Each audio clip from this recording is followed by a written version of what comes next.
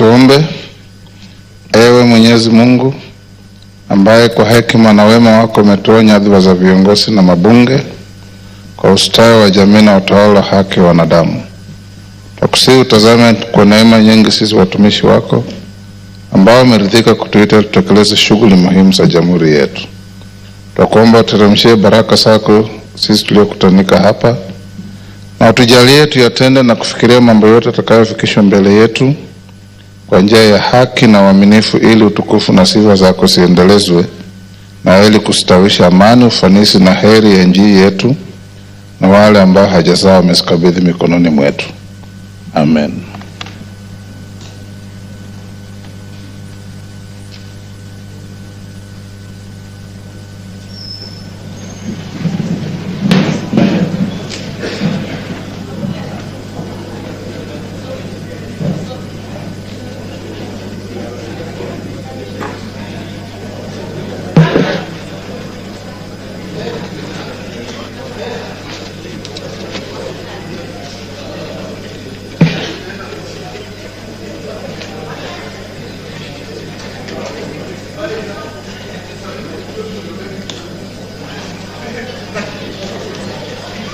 We have quorum to transact business.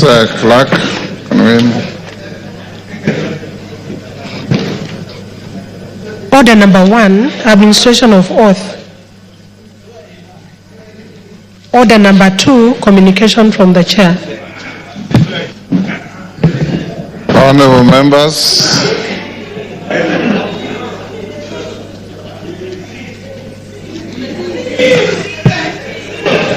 take your seats, honorable members.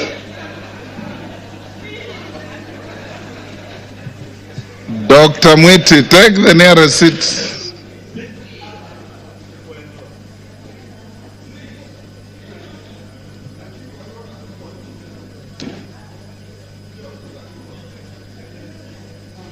Kiplagat, take the nearest seat. Honorable members, I have 3 communications to make. 2 I'll make now. The 3rd one I'll make after 30 minutes. The first one is a message from the Senate pursuant to the provisions of Standing Order 41-4 of the National Assembly Standing Orders relating to messages from the Senate. I wish to report to the House that today, Friday 18th October 2024, I've received a message from the Senate regarding its decision on the proposed removal from office by impeachment of His Excellency Gachagua EGH as Deputy President of the Republic of Kenya. Honorable members, the message conveys that the Senate investigated the matter in accordance with Article 151B and 2 of the Constitution, as read together with Article 145 and Standing Order 79 of the Senate Standing Orders, and after according the Deputy President an opportunity to be heard on Thursday, 17th October 2024, upheld the following impeachment charges against the Deputy President. Ground 1. Gross violation of Articles 10(2)(a), (b) and (c), 27(4), 731(a) and 2(b), 75(1)(c), and 29(2) of the Constitution and Article 147(1), as read together with Article 131, 2(c) and (d) of the Constitution. 2. Ground 4. Gross violation of Article 161 of the Constitution on the institutional and decisional independence of judges. Ground 5. Gross violation of Article 31 and 148(5)(a) of the Constitution on the fidelity to the oath of office and allegiance. Ground 6. Serious reasons to believe that His Excellency the Deputy President has committed crimes under Sections 13(1)(a) and 62 of the National Cohesion and Integration Act. And Ground 9, gross gross misconduct that is incompatible with the high calling and dignified status of the office of the Deputy President and a member of the Cabinet and the National Security Council, His Excellency the Deputy President has publicly attacked and undermined the work of the National Security Intelligence Service and its officers. Honorable members, you will recall that on Tuesday, 8th October 2024, 282 members, being more than two-thirds of the members of the National Assembly, voted in support of the special motion for the proposed removal from office by impeachment of His Excellency Gachagua, AGH, the Deputy President of the Republic of Kenya, on 11 grounds. The upholding by the Senate of 5 impeachment charges out of those set out in the special motion therefore concludes the consideration of the process as provided in Article 145 of the Constitution. The House is accordingly informed. Honorable members, in furtherance to this, there is a message that is being prepared to be delivered in the next few minutes. Honorable members, the second communication is on the appointment of members to a mediation committee of the Division of Revenue Amendment Bill. Honorable members, as you are aware, on Wednesday, 16th October 2024, the House rejected the motion on consideration of the Senate amendments to the Division of Revenue Amendment Bill, National Assembly Bill number 38 of 2024. This decision essentially committed the bill to a mediation committee in accordance with the provisions of Article 112 of the Constitution and Standing Order 149. Honorable members, Article 113 of the Constitution requires that wherever a bill is referred to a mediation committee, the speakers of the Houses of Parliament shall appoint an equal number of members from both houses to attempt to develop a version of the bill for consideration by Houses of Parliament. In this regard, honorable members, having consulted with the leader of the majority party and the leader of the minority party, I have appointed the following members to represent the National Assembly in the Mediation Committee on the Division of Revenue Amendment Bill 2024. 1. Honorable Ndindi Nyoro, CBS MP. Honorable Mary Emase, MP. The Honorable Dr. Johnny Chikati, MP. The Honorable David Ocheng, CBS MP. The Honorable David Kiplagat, MP. The Honorable Dr. Otienda Molo, Senior Counsel, MP. The Honorable Fatuma Jeho, MP. The Honorable Dr. Makali Mule, MP. And the Honorable Dr. Ojambo Oundo, MP. Honorable members, the aforementioned members will await the appointment of senators to the mediation committee for the committee to be fully constituted for purposes of commencing the mediation process. Once I receive a message from the Senate to that effect, I'll convey the same to the House. Thereafter, the mediation committee will embark on an attempt to develop a version of the bill for consideration by the Houses of Parliament in accordance with Article 113 of the Constitution. The House is accordingly guided. Thank you. Yes, Honorable Pokose. Honorable Speaker, Article 149 of the Constitution provides that within 14 days after a vacancy in the office of the Deputy President arises, the President shall nominate a person to fill the vacancy, and the National Assembly shall vote on the nomination within 60 days after receiving it. Honorable Speaker, recently in passing the special motion for impeachment of the Deputy President, you guided us that we required at least 233 of us, being two-thirds of the members of this House, Order, Honorable Pokose, to pass this motion. And you jumping the gun? No, I'm just seeking your guidance, Honorable Speaker, okay, whether we need the same threshold in this case. Okay, go on. So, Honorable Speaker, is the same voting threshold applicable in this case?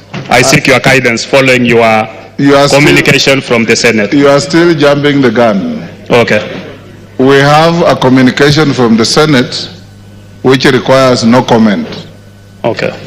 When I give the next message, that is when you will be able to seek that clarification. Thank you. You are guided. Hold your horses. Next.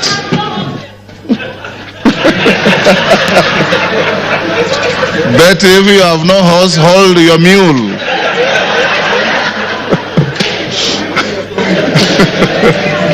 Hold your mule. Order number 3, messages. Order number 4, petitions. Order number 5, papers. Yes. Order number 6, notices of motion. Order number 7, questions and statements. Yes, Honorable Wamboka. Honorable Speaker, yesterday you guided that today morning the chairman of Education Committee was supposed to bring a response with regard to opening of Moi University. Kindly I seek your indulgence, Honorable Chair, so that... Which chair? The chair, Meli. Yes. So, Honorable Speaker, I seek your indulgence so that we can have that university opened. Thank you. Honorable members, that 2 chairmen are directed to bring preliminary statements this morning. Honorable Meli on Moi University, and I think Raso, did I also direct you to bring something? Let's start with Meli.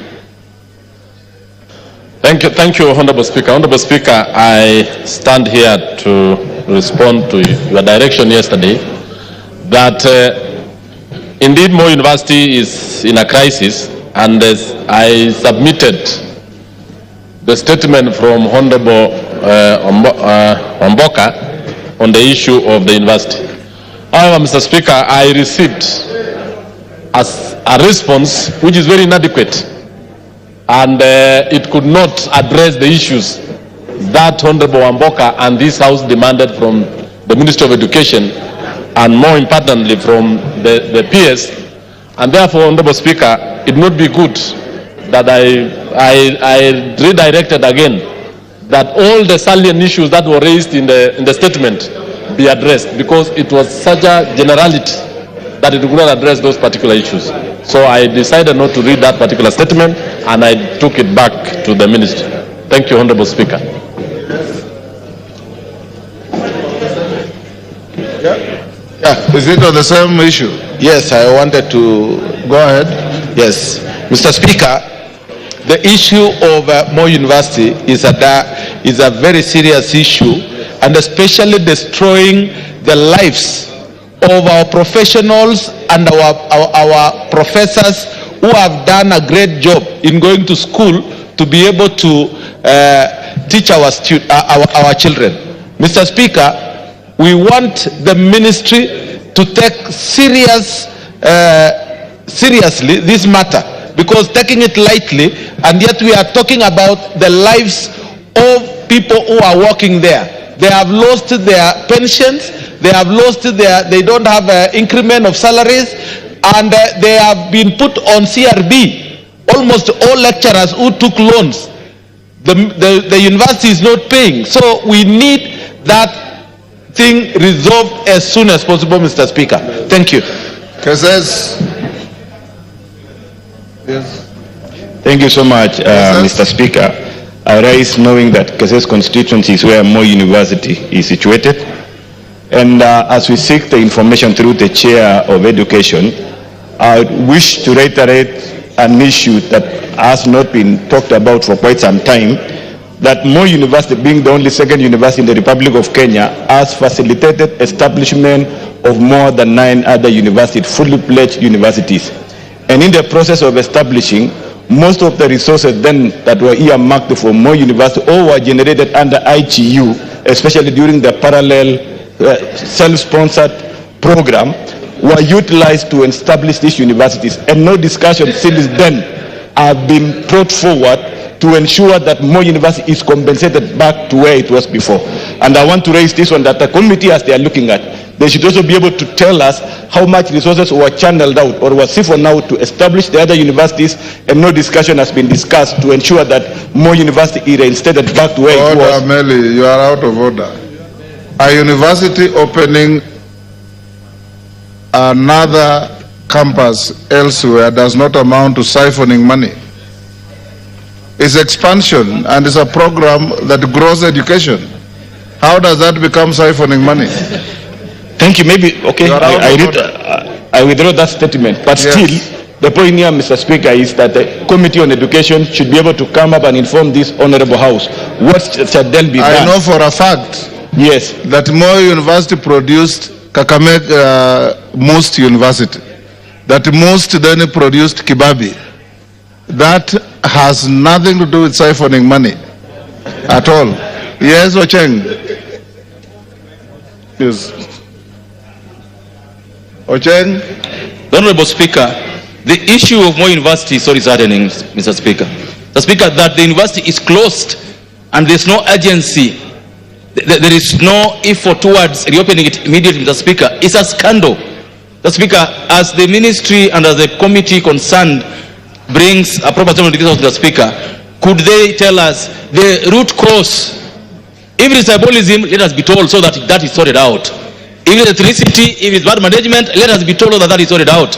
If we will not run that university if you don't get to the root cause of the problem, Mr. Speaker. Mr. Speaker, it's such a deep rot that any assuaging or any boil lancing will not help. Let's get to the root of the matter, Mr. Speaker. Let the committee dive into this matter and deal with it squarely. But as when they are teaching, Mr. Speaker, could we get a date, a definite date when the children, the students will go back to school, Mr. Speaker? Thank you. Deputy Speaker. Thank you, Honorable Speaker, for allowing me to be able to speak on this point. The issue of Moi University is very simple and it's in public knowledge. Moi University was one university. Then what it did is it took loans and invested in building a satellite university, which is now Eldoret University. It also built Maseno. It also built another one in Karatina. It also and other places. So what happened is they put in their resources into those universities. Then unfortunately for them, those universities received charters and became independent and went with their money, and therefore they were left with no resources at all. Then what happened is that those universities, once they received their own charters, they decided to hire their own human resources and sent back all the employees back to Moi University. So Moi University now is left with human resource glut that is full over there. They also have debts that they are not able to pay. And so the only way to save Moi University is for the National Treasury to agree to put in resources, pay off the debts, and recapitate Moi University. Another challenge with Moi University is it has a capacity of 14,000 students. But at the moment, under the COOPS program, they only get 5,000 students. With 5,000 students, they are not capable of being able to run, even to break even. They need a minimum of 10,000 students to be able to receive sufficient resources to be able to run the university. So we need to just look at it pragmatically and decide that money has to be put into Moi University for it to come back on its feet. Thank you, Honorable Speaker. Is that Nabi Nabwera? Thank you, Mr. Speaker. I have 4 points to make on Moi University, and I'm making this point as an alumni of Moi University. Point number one, yes, of Moi University. Point number one, Mr. Speaker, unless we address the governance issues in Moi University, we are lying to ourselves. The issue about Moi University is governance. Number two, Mr. Speaker, it is very disheartening that Moi University, with more than 3,000 hectares of land, which one of us in here has taken over, and he's stealing that land without paying Moi University. Truth be told. Number 3, the assets of Moi University. Order Nabin Abuera. That general statement casts aspersions. Take your seat. Casts aspersions on the entire house. When you say one of us in this house, order members. Order. Rindikiri, take your seat. When you say one of us in this house is tilling 3,000 acres of Moi University, one of us includes the speaker. I am not doing any such thing. Yes. I'm doing no such thing. So you must be responsible for what you are saying. If you have no facts, that statement will be struck off from the Hansard. Mr. Speaker, yes. I promise to come with evidence, then I will name the person. When will you bring the evidence? 2 weeks. On the first day of on the first day of resumption after the short recess, Mr. Speaker, you must bring evidence to the House. Yes, I will. Go on. I undertake. The third point, Mr. Speaker, on the issue of students' capacity of Moi University. It has something to do with how well the university is run. There is nothing KUSP can do if the students know Moi University is poorly run. They will not apply to go to that university. They cannot be forced to go to a university which is poorly run. Therefore, Mr. Speaker, I'm calling upon the Minister of Education and especially the Council of University Education to do its role of quality assurance, to do its role of ensuring that they supervise the university so that that university goes back to where it was. Thank you, Mr. Speaker. Yes, Kainan. Thank you, Mr. Speaker. Mr. Speaker, as alumni of Moi University, and as the first alumni ever to be elected to a public office, Mr. Speaker, I'm actually shocked, dismayed, and flabbergasted to see that giant institution today struggling. Mr. Speaker, we must call a spade a spade. Mr. Speaker, during our time, Moi University was everything in terms of infrastructure, in terms of academic excellence, in terms of everything. Mr. Speaker, will I be right without appearing not to be preemptive, taking into account the circumstances that we have an ad hoc committee, not the education committee alone, an ad hoc committee that will bring together the best minds from this House, Mr. Speaker, to investigate the circumstances that has grounded Moi University to where it is, and Mr. Speaker, and suggest remedial measures, as it is. As somebody has rightly alluded, Mr. Speaker, the problem is not even funding alone. The problem is chronism. The problem is abuse, Mr. Speaker, and we are all aware of the history of this university. Mr. Speaker, once and for all, we must side with Moi University so that Moi University does not join the league of institutions that have been run down, Mr. Speaker. Mr. Speaker, I beg your indulgence to allow us to bring a committee, an ad hoc committee, so that this issue can be dealt with once and for all and comprehensively. Thank you, Mr. Speaker. Yes, Mandazi. Thank you so much. Speaker, as one of the graduates of Moi University, I'm really disappointed to the way the university is being managed as at now. Mr. Speaker, I got the name Mandazi from Moi University when it was a university then. I want to say, Mr. Speaker, what Moi University is suffering is issue of governance. Number two, Mr. Speaker, management in the university has to be sorted out. After sorting out the issue of management, Mr. Speaker, the government has to deliberately put money in the institution because Moi University helped develop other universities. And in so doing, it has gone down. It is time that the Ministry of Education see to it that Moi University comes back to life as the way it was when we schooled there, Mr. Speaker. Otherwise, I want to support that Moi University is taken back to where it was when we schooled there, and that is where I got the name Mandazi, because I was selling Mandazi to other university students, including Majority Leader from the Senate, including the Honorable Cecilia Ngitit. That is where I got Mandazi, and then it was a school, it was a university, and students who graduated from Moi University, including myself, were respected then. Today, it is not a university like it was before. It is time that East House considers putting money into the same university so it can develop and be a university that was before. Thank you, Speaker. Honorable members, Chairman Meli, what you have attempted to say on Moi University is not only inadequate but unacceptable to the House. As you can see, what your colleagues are saying. This House will be sitting up to the afternoon.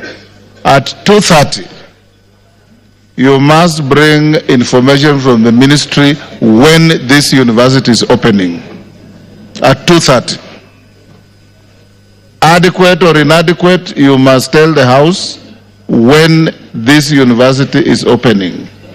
Parents go through serious soul searching to help their children maintained and sustained in institutions.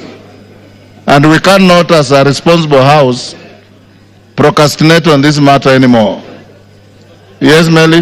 Mr. Speaker, I do agree with you wholeheartedly, and even the issues raised by members. But when a ministry official or a PS gives a two-paragraph statement on such a serious matter, it is actually belittling the House. And in fact, Mr. Speaker, I gave out the statement raised by the honorable member, and just to be given a two-paragraph statement, which is very wrong.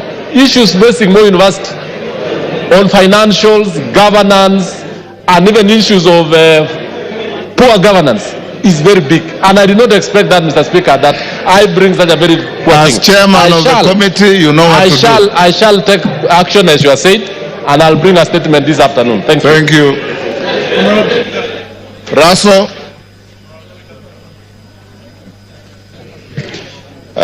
Thank you very much, Honorable Speaker. Honorable Speaker, the statement that was raised yesterday by Honorable Chonga from the floor of the House, there is enough evidence that what the Honorable member raised, the county commissioner, the DCCs, all of them are aware. And indeed, that family, because they don't have enough, the man who had the resources had to throw them out of that land. So it has been confirmed to that extent. Is Chonga in the House? Is Ken Chonga in the House? That was his statement, right? Yes. So for that reason, Honorable Speaker, the task that you gave me is that the county commissioner and the DCC are going to sit this morning, and they are going to deliberate on this matter as far as removal of that family from their land is concerned. But what they have also confirmed, the matter is in court. What everybody was wondering is how the family was thrown out of their homestead.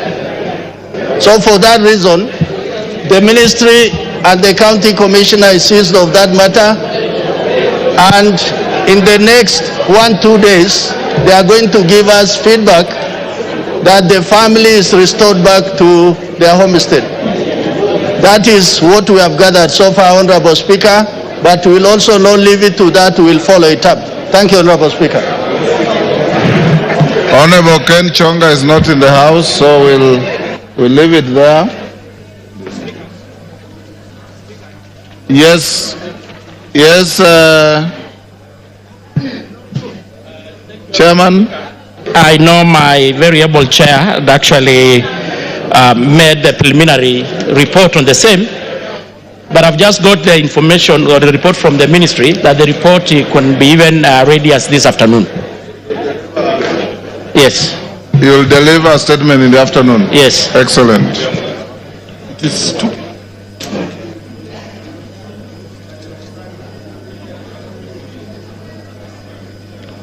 Member for Moyale, Jaldesa Guyo.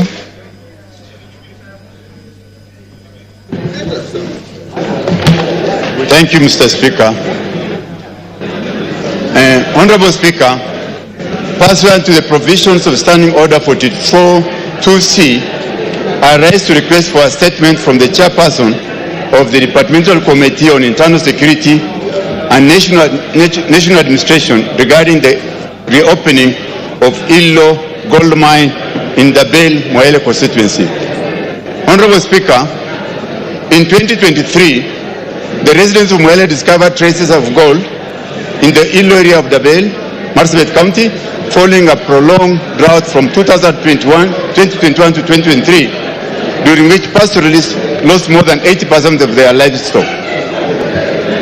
The discovery of the Illo gold mine offered a new lifeline and an alternative means of livelihood for the community. However, in March 2024, a disagreement between two Atseno miners resulted in the tragic loss of lives. Consequently, the Ministry of Interior and National Administration ordered a 30-day closure of the gold mine, citing insecurity and the absence of proper administrative and structural structures to manage the site for the welfare of the community and other stakeholders.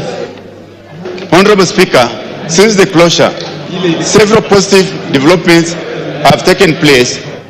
Community organizations have transformed into cooperatives to oversee the administration and management of their natural resource. Unfortunately, it's alleged that some members of the security agencies have begun engaging in illegal mining activities in the area, providing misleading response to justify the continued closure, thereby excluding the residents and benefiting from the residents from benefiting from the situation. In September 2024, Marsabit County leaders met with the Cabinet Secretary for Ministry of Interior and National Administration to discuss the reopening of the Illo gold mine and other security concerns. Although there was an unanimous agreement to reopen the mine, just 2 weeks later, the Cabinet Secretary extended the closure by another 30 days, further disadvantaging the local community. Honorable Speaker, it's against this background that I request for a statement from the chairperson of the Departmental Committee on Internal Security and National Administration on the following. One, a report on the status on progress towards the reopening of the Illo gold mine. Number two, actions being taken by the Ministry of Interior and National Administration to facilitate the reopening of the Illo gold mine, along with the implementation of necessary administrative and security structures to safeguard lives, property, and the welfare of the local community.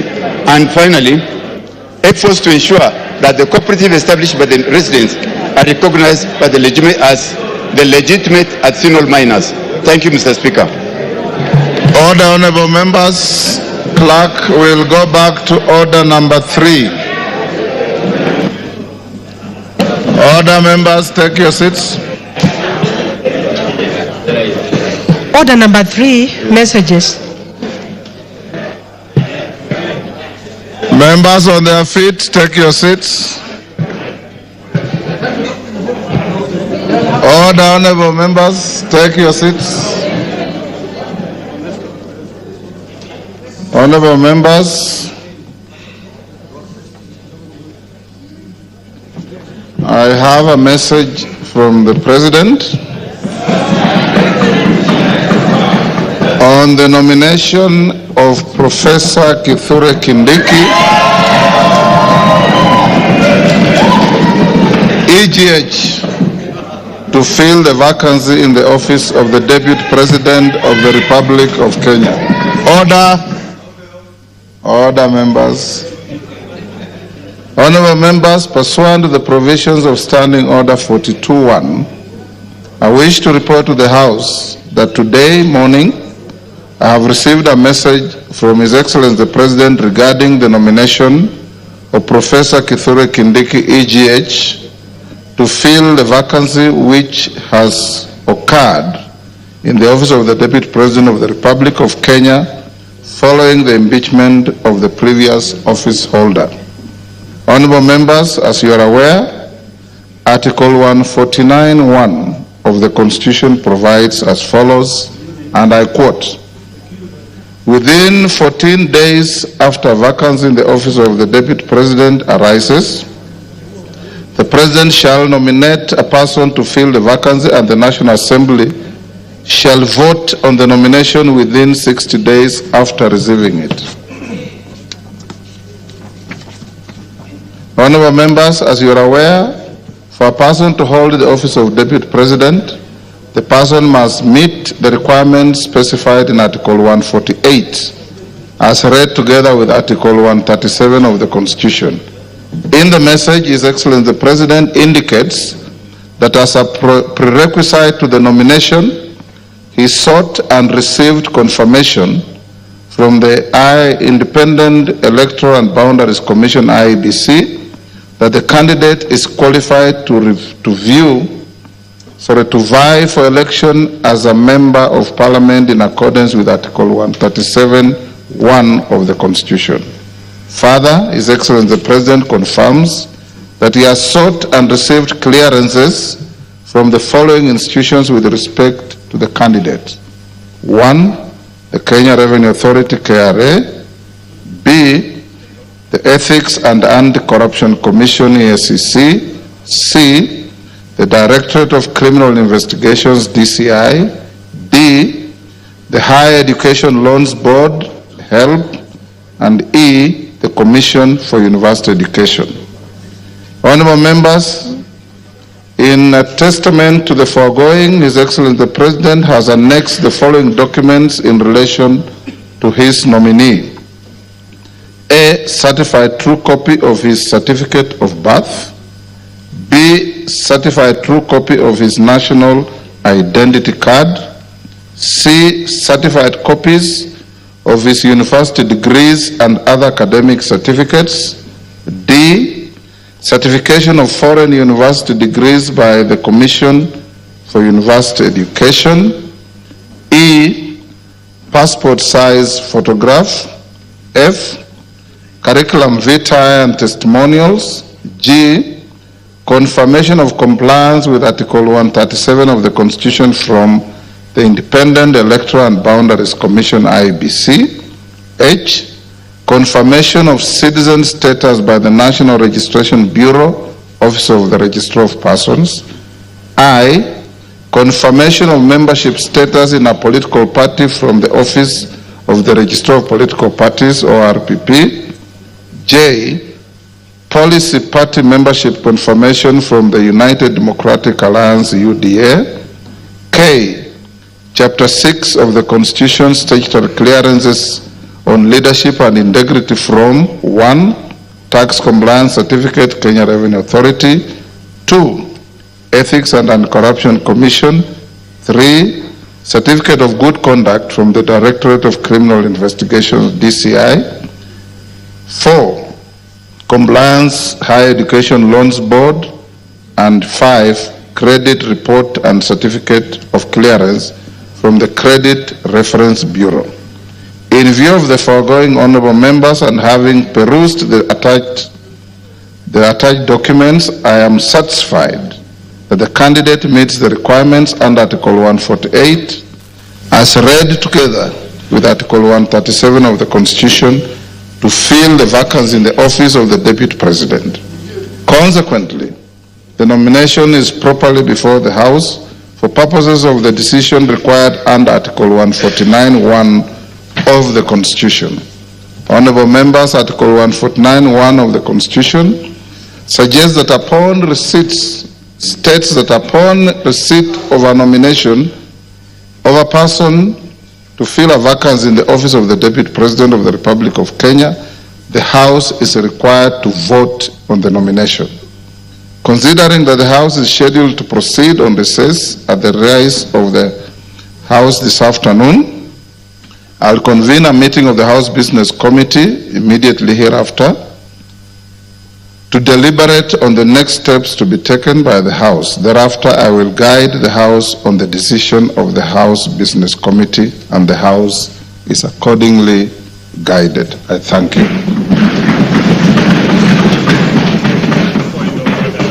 Yeah, because now you are properly seized. You can put your...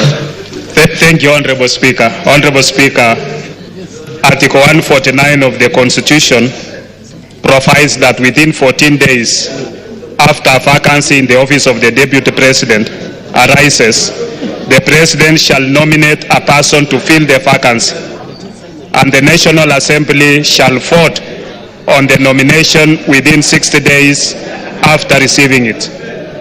Honorable Speaker, recently in passing the special motion for impeachment of the Deputy President... Order, Wanjala, he is on a point of order. So, Honorable Speaker... Yeah, order, Wanjala, what is it?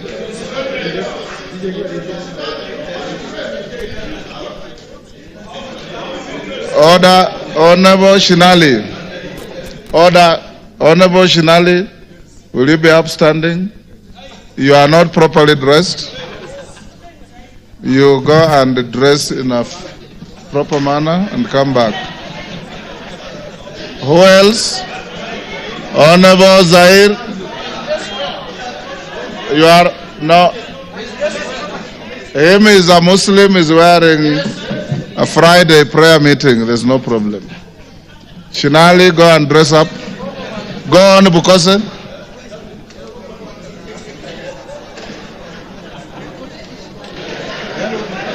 Honorable Speaker, recently in passing the special motion for impeachment of the Deputy President, you guided us that we required at least 2/3, that is 233 members, of us being 2/3 of the House to pass the motion. Honorable Speaker, is the same voting threshold applicable in this case? I seek your guidance of the matter. Thank you, Honorable Speaker. Thank you. Honorable Nyikal.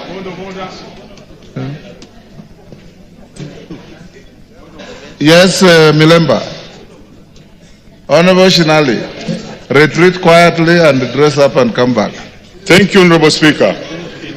Honorable Speaker, the business before this House is one which requires us to vote on the nomination of a person to fill a vacancy in the office of the Deputy President in terms of Article 149 of the Constitution.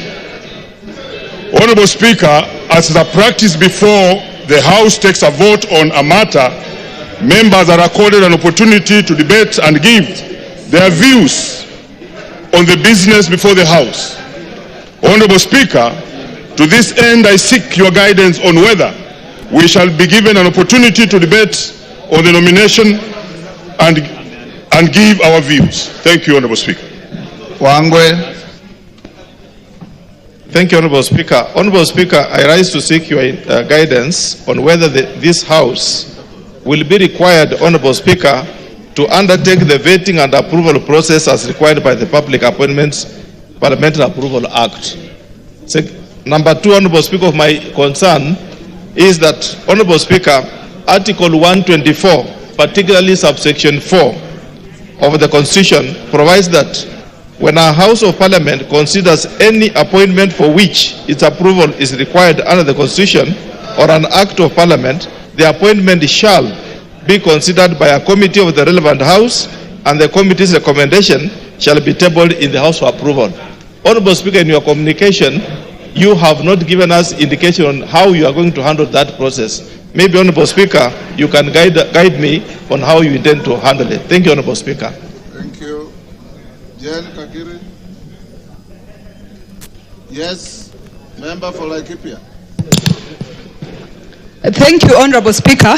Honorable Speaker, you've just conveyed a message from His Excellency the President on the nomination of Professor Kithure Kindiki to fill the vacancy of the office of the Deputy President, which occurred yesterday, to fill the vacancy of the office of the Deputy President, which occurred yesterday following the conclusion of the impeachment proceedings at the Senate. Honorable Speaker, we are now here to vote on the nomination as required by the Constitution. Honorable Speaker, could you please guide the House on whether we are acting within the constitutional deadline, and is it in order for the nomination to happen today after receiving the notification from the President today? Thank you, Honorable Speaker.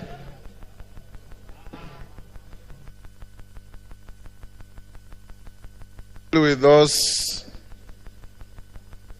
clarifications sought by members after the House Business Committee meeting, honorable members, I will now require the Deputy Speaker to come to the chair and carry on with the proceedings.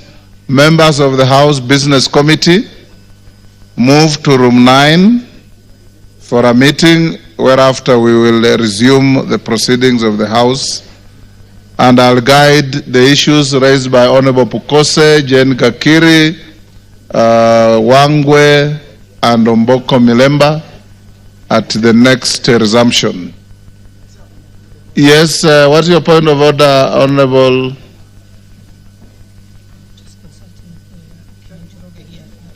Thank you, Honorable Speaker. Honorable Speaker, I want to join my very good friend, the Honorable Pukose, in seeking your direction, Mr. Speaker, with regard to Article 149 of the Constitution on the appointment of and approval by a vote of the Deputy President. Mr. Speaker, the words of the Constitution are very clear. Yes. It is appointment and vote. And vote. I agree. Approval is not used. Yes, not used, Mr. Speaker. On this article. Mr. Speaker, you know, this Constitution we are borrowed heavily from the U.S. Constitution. The 25th Amendment of the U.S. Constitution, which was passed in 1967, has a similar provision that provides that a vice president shall be appointed, shall be nominated by the president and approved by a vote by the House. It uses the words confirmation, Mr. Speaker. Previously in the United States, Mr. Speaker, before the 25th Amendment, there was no similar provision. In fact, there was in the past, before 1967, there was a cumulative of 37 years when there was no vice president, when one either passed away or one was appointed as became the president. And so, Mr. Speaker, we would like you to express yourself with regard to this issue. What is the threshold? On the removal of the deputy president is 2/3. So is the approval or by vote of the deputy president 2/3? Because it's not provided in the Constitution. Honorable Chepkonga. Yes. If you are paying attention, you are saying exactly what Bukose said. Oh, and you are sitting next to him. No, I walked out, Mr. Speaker. Yes. I walked out. So word for word, what you are asking me to say. Yeah, he has stolen from me, Mr. Speaker. Yes. Yes, Wamboka. DK. If you want to catch the speaker's eye, there's no provision for you to stand up. You sit and I'll give you. Yes, Wamboka, member for Bumula. Honorable Speaker, as you are aware, Article 118 of the Constitution requires this House to facilitate public participation in its legislative and other business of the House. Honorable Speaker, the issue of public participation is a sensitive matter which has often attracted debate and court challenges. Indeed, our recent experience in considering the special motion for removal of the Deputy President made us even appreciate better the need for public participation. Honorable Speaker, with this in mind, please guide this House on whether we shall be expected to conduct public participation in voting for the nomination to fill the vacancy in the office of the Deputy President. Thank you. DK. Thank you, Mr. Speaker. I'm rising on a point of order, still on the same issue that I need your guidance. Looking at His Excellency the nominee, we just vetted not more than 2 months ago, and that implies not more than 6 months ago. And the questionnaire that is expected is still the questionnaire that we used. Why don't we use the same motion and we use the same output and we just put the motion and we put the question and we finish today? Thank you. Daud. Yes. Thank you, Mr. Speaker. Mr. Speaker, it's great that Honorable Kindiki has been nominated by the President. My question is, Mr. Speaker, will IEBC have to be involved as the same was done during the election, or it is not a factor in this case? While I congratulate Kindiki for nomination. Donya, what is it? Mr. Speaker. On the same issue? Yeah, on the same issue. Go ahead. He's saying that we use the same questionnaire that he used as the interior for the position of the deputy president. He's incorrect because you cannot use the same questions when it is a different docket. He's out of order. Thank you for helping the speaker. Yes, member for Langata.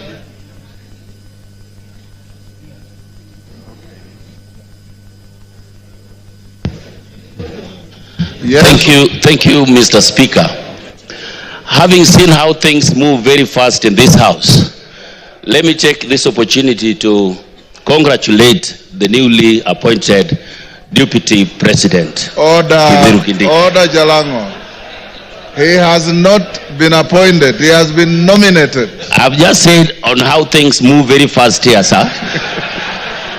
Let me congratulate him. Let me be the first person to congratulate the newly elected Deputy President. Thank you, Mr. Speaker. You can come now. Eh? No, come and take the seat. Yes. Honorable members, we'll end this here. I'll make some reasoned direction on those issues raised. I will now ask all members of the House Business Committee, Kainan and your team, to move to room 9 for a meeting. And the Deputy Speaker will go on with the statements. I had not given direction on the member for Moyale's statement. It's committed to the committee responsible and to bring a response in 2 weeks.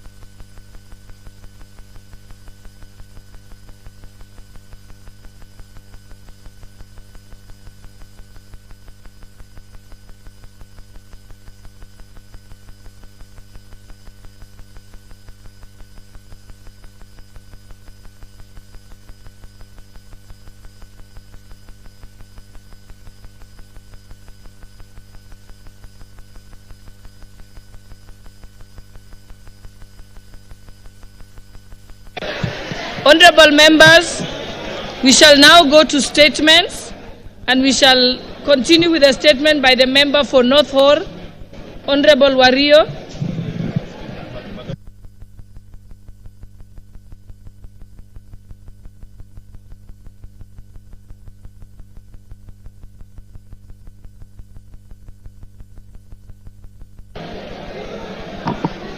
Thank you, Honorable Speaker. Honorable Speaker, pursuant to the provision of Standing Orders 44(2)(c). Order, honorable members. Order, honorable members. Order, honorable members. Order, honorable members. Honorable Wario, you may proceed. Honorable Speaker, pursuant to the provision of Standing Orders 44(2)(c), I rise to request for a statement for the chairpersons of the Departmental Committee on Agriculture and Livestock and Departmental Committee on Regional Development regarding the perpetual drought crisis and resultant loss of lives and livelihoods in arid and semi-arid lands, and especially in northern constituency. Honorable Speaker, northern Kenya is largely arid and semi-arid lands, and as a result, it is highly susceptible to the vagaries of climate change and climate-induced disasters. During the recent drought, there were several lives lost due to unmitigated droughts and persistent famine in the region. Furthermore, the ASAL regions lost an estimated 2.6 million livestock, which the NDMA estimated to be worth 226 billion. It is worth noting that Northern constituency, spanning 39,000 square kilometers, 1.5 times size of Rwanda, is the largest constituency in Kenya and optimizes the challenges faced by the northern region. This area, highly susceptible to climate change and climate-induced disasters, has recently witnessed devastating losses. Communities lost over 90% of their livestock. Malnutrition rates rose to 3 times the global average. Thousands of the children drop out of school. Even with the recent normal rains, the population in North Or still faces life-threatening food crisis, with minimal and intermittent government support through relief foods. Despite the availability of vast land as the main factor of production and the ability to predict these weather conditions and with the use of ICT-based technology, the government interventions have largely been reactive and short-term, perpetuating cycle of dependency. Honorable Speaker, the Northern Kenya Development Plan is a sustainable plan to cushion communities in the region from the adverse effects of the climate change and climate-induced disasters. Unfortunately, this plan is yet to be implemented to transition pastoralists and victims of climate disasters from dependency of relief food to long-term and sustainable livelihoods and food security interventions.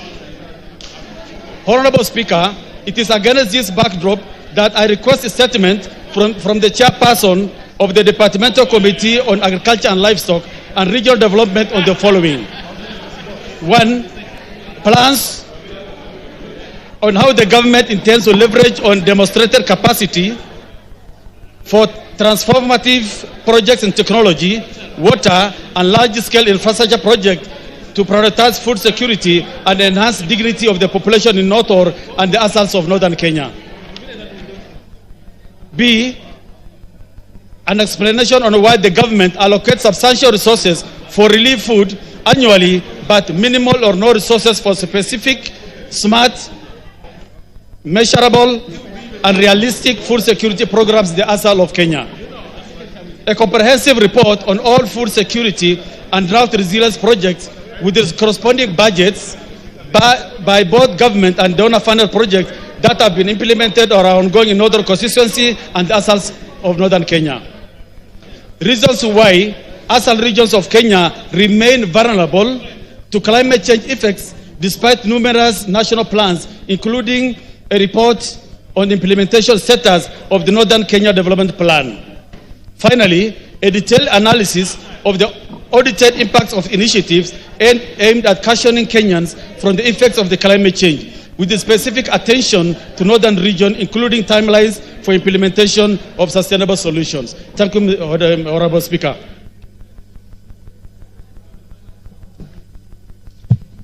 Thank you. That falls under the which committee?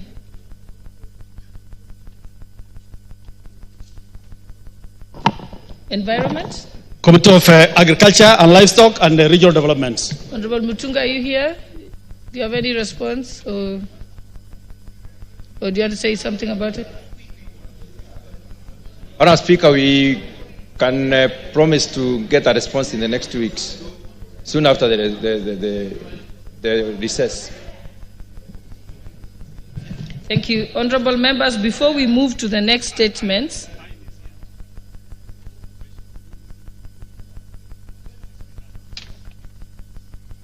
yes, I will come to the questions. What I want to do is, before we continue with the statement, the answers to the statements,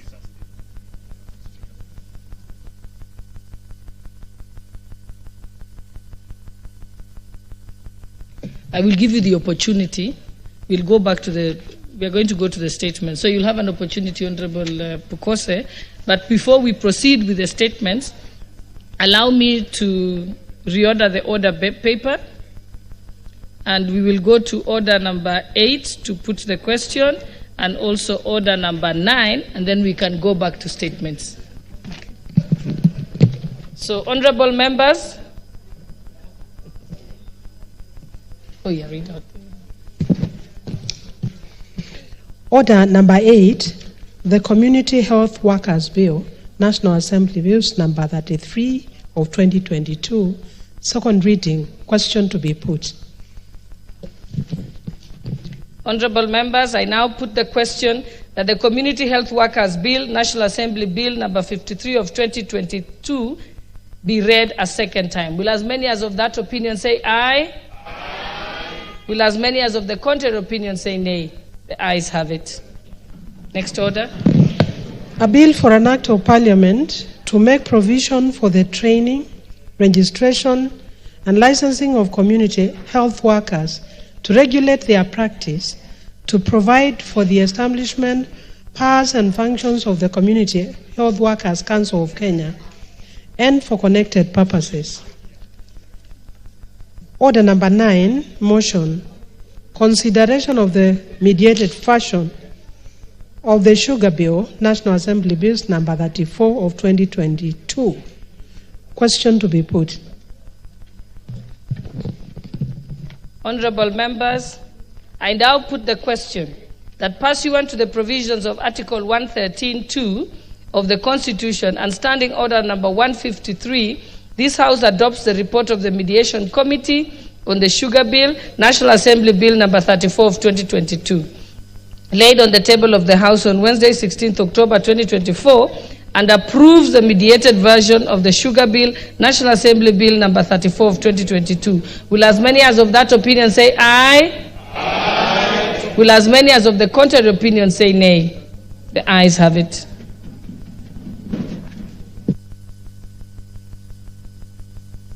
So, honorable members, we go back to statements, and I think we have the statement. Yours not the first one, Honorable. Yes, I have the list here. I think we are starting with the one for Honorable Bernard Kitur, MP for Nandi Hills. I think it was supposed to be answered by the Administration and Internal Security Committee. Is Honorable Kitur? Yeah, Honorable Speaker, pursuant to Standing Order 44(2)(c), I rise to request for a statement from the Chairperson of the Departmental Committee on Administration, Internal Affairs, regarding the kidnapping and torture of Mr. Pascalis Kosgei. Honorable Speaker, on the 15th July 2024, Mr. Pascalis Kosgei of ID number 26289458, the chairman of the Nandi Hills Border Association, was kidnapped in Kerengwet village, Nandi Hills constituency. He was tortured for 6 hours before being dumped unconscious and naked in a tea plantation miles away from his home. This incident occurred on the same day he led a major demonstration alongside other area leaders against multinational tea estates, demanding increased employment for locals and a reduction in the use of tea plucking machines. Prior to his abduction, Mr. Kosgei reported that he received numerous calls regarding his whereabouts, including from a senior DCI officer recently transferred from Nandi Hills. His kidnapping sparked significant outrage within the constituency and was reported at Nandi Hills Police Station under the occurrence book number 39/15/7/2024. Honorable Speaker, it is important to note that Kenya is a signatory to the International Convention for the Protection of All Persons from Enforced Disappearance. However, the country has yet to ratify this crucial agreement, which would be instrumental in addressing violation of human rights and ensuring accountability for victims and their families. Honorable Speaker, it is against this background that I seek for a statement from the chairperson of the Departmental Committee on Administration and National Security, and in the statement, the chairperson should address the following. 1. Status of the investigation on the kidnapping and torture of Mr. Pascalis Kimurgor Kosgei. 2. Any steps the government is taking to stop abductions, enforce disappearances and killings in the country. And 3, when the ministry will forward to Parliament the International Convention for the Protection of All Persons from Enforced Disappearance for ratification. I thank you, Honorable Speaker. Chairperson for the Administration and Internal Security, Honorable Russo, you are speaking on behalf of the chair. You may proceed. Thank you, Madam Speaker. Madam Speaker, what Honorable colleague from Nandi Hills has raised is fundamental. It is about human rights and protection of lives and sanctity of life, which is enshrined in our Constitution. Madam Speaker, we'll need 2 weeks after the recess to respond. Thank you, Honorable Speaker. Thank you. I think it's one thing I had raised with some of the committees. Even though we are going to recess, if you dispatch the letter now or during the recess, then you can have a response by the time we come back from recess. Because the executive is not on recess. So I think you adjust it that way. Thank you. Next we have a statement, a request for a statement by the Honorable Christopher Aseka, member for Kisero. Thank you, Madam Speaker. Honorable Speaker, pursuant to the provisions of Standing Order 44-2C, I rise to request for a statement from the chairperson of the Departmental Committee on Administration and National Security regarding scrapping the application fees for issuance of identity cards. Honorable Speaker, every Kenyan is entitled to issuance of a national identification card upon attainment of a maturity age of 18 years. Possession of this ID card is especially critical in facilitating Kenyans' youth to access basic services such as university and college funding, employment opportunity, recruitment to disciplined forces, and enrollment for financial services such as M-Pesa and banking.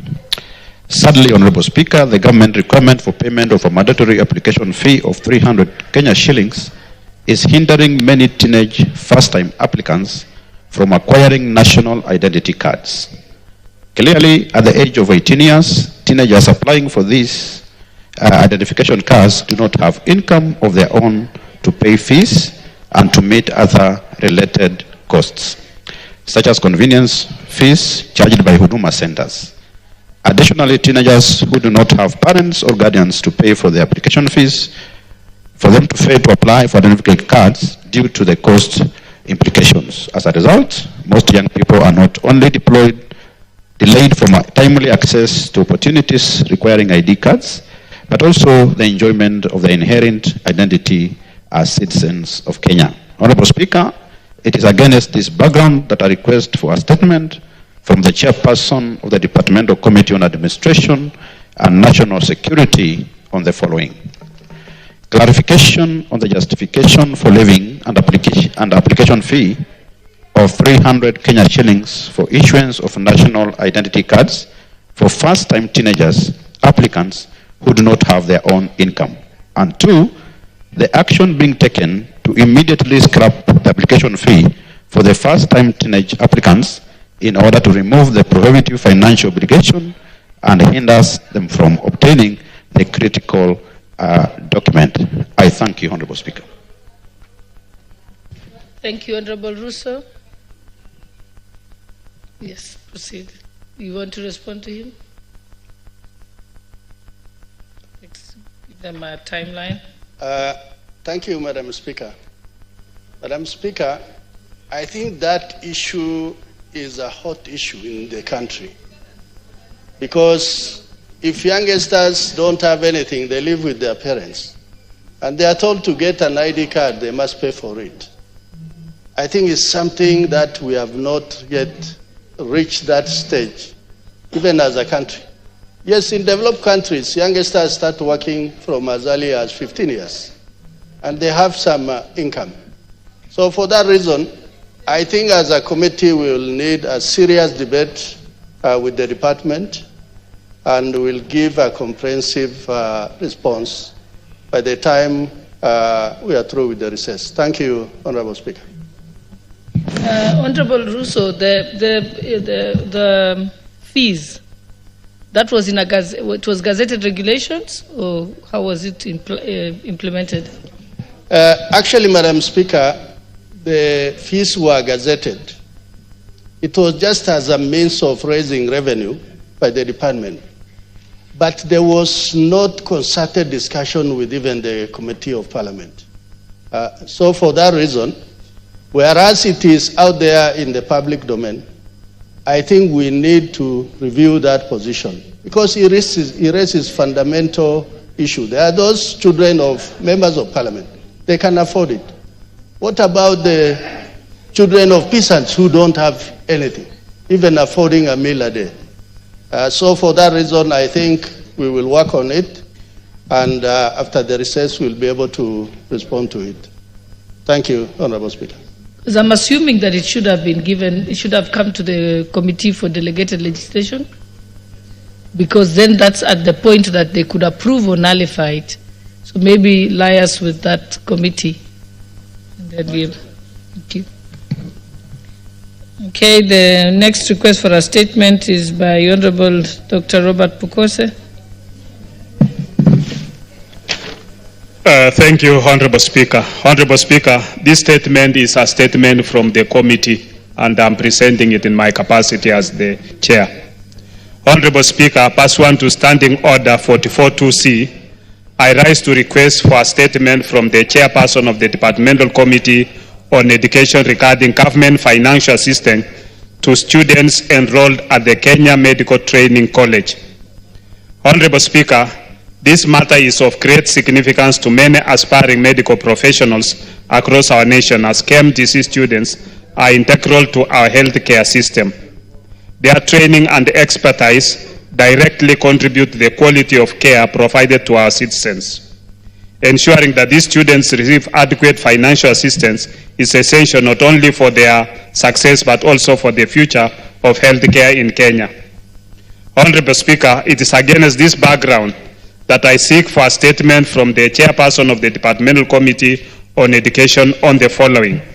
1, to clarify whether KMTC students currently placed in KMTC campuses by the Kenya Universities and Colleges Central Placement Service, KUPS, are entitled to the financial assistance provided by the Higher Education Loans Board, HELP, that is available to all students pursuing higher education in Kenya.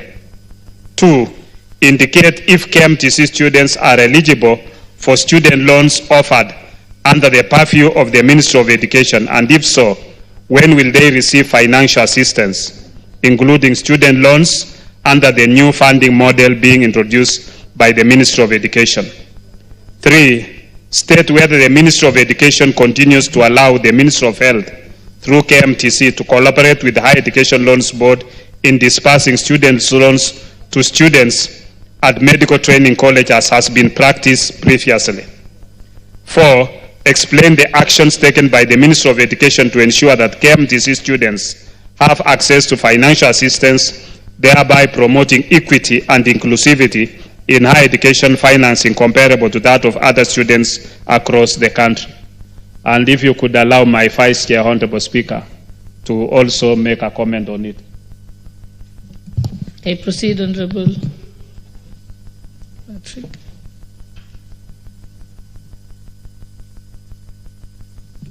Thank you, Speaker. Speaker, I like to support my chairman on seeking that statement because, Speaker, you were in this house when you approved that students who go to KMTC will from now on be admitted through KUPS, like other students who go to universities. But, Speaker, it's a bit logic why they go through KUPS and then they don't benefit from government financing like university students through HELP.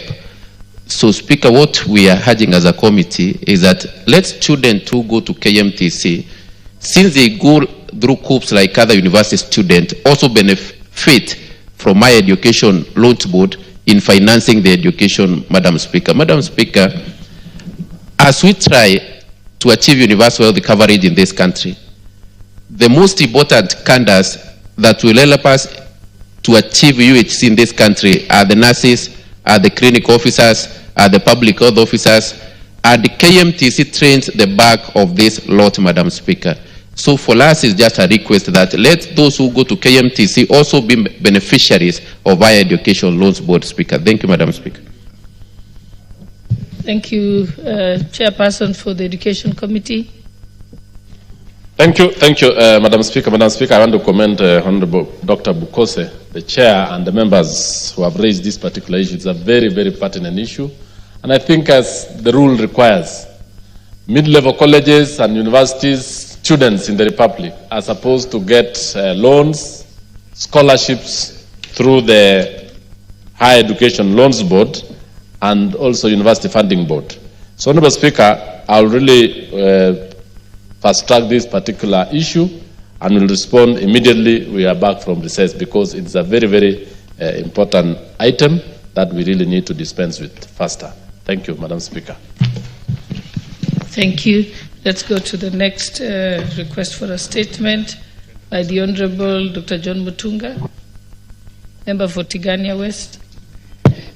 Thank you, Honourable Speaker. Honourable Speaker, pursuant to the provisions of the Standing Order 44.2c, I wish to request for a statement from the Chairperson of the Departmental Committee on Finance and National Planning regarding the utilization of pension funds for national building.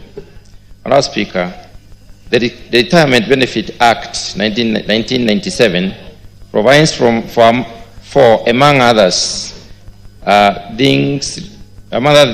things, requirements for the effective management and investment of the pension fund in Kenya. The statute also establishes the Retirement Benefits Authority, which oversees the prudent management of pension schemes and ensures responsible investment of pension funds. The funds represent a significant pool of long-term capital that when strategically invested, can greatly contribute to national development. By allocating a portion of the fund to well-planned infrastructure projects, renewable energy initiatives, and affordable housing programs, pension funds can address key development challenges while ensuring stable, long-term returns for retirees. This would also improve financial inclusivity, enhance the living standards of citizens, and reduce reliance on foreign debts. Honourable Speaker, it is against this background that I request for a statement from the Chairperson of the Departmental Committee on Finance and National Planning on the following. Number one, provide a report on the number of registered pension funds in the country and the total amount under management across the funds. Number two, a list of the specific sectors where the pension fund have been invested and the terms of these investments. And finally, report on the proposals that money held in pension funds be invested in national development and the likely modalities for such arrangements. Thank you, Honourable Speaker.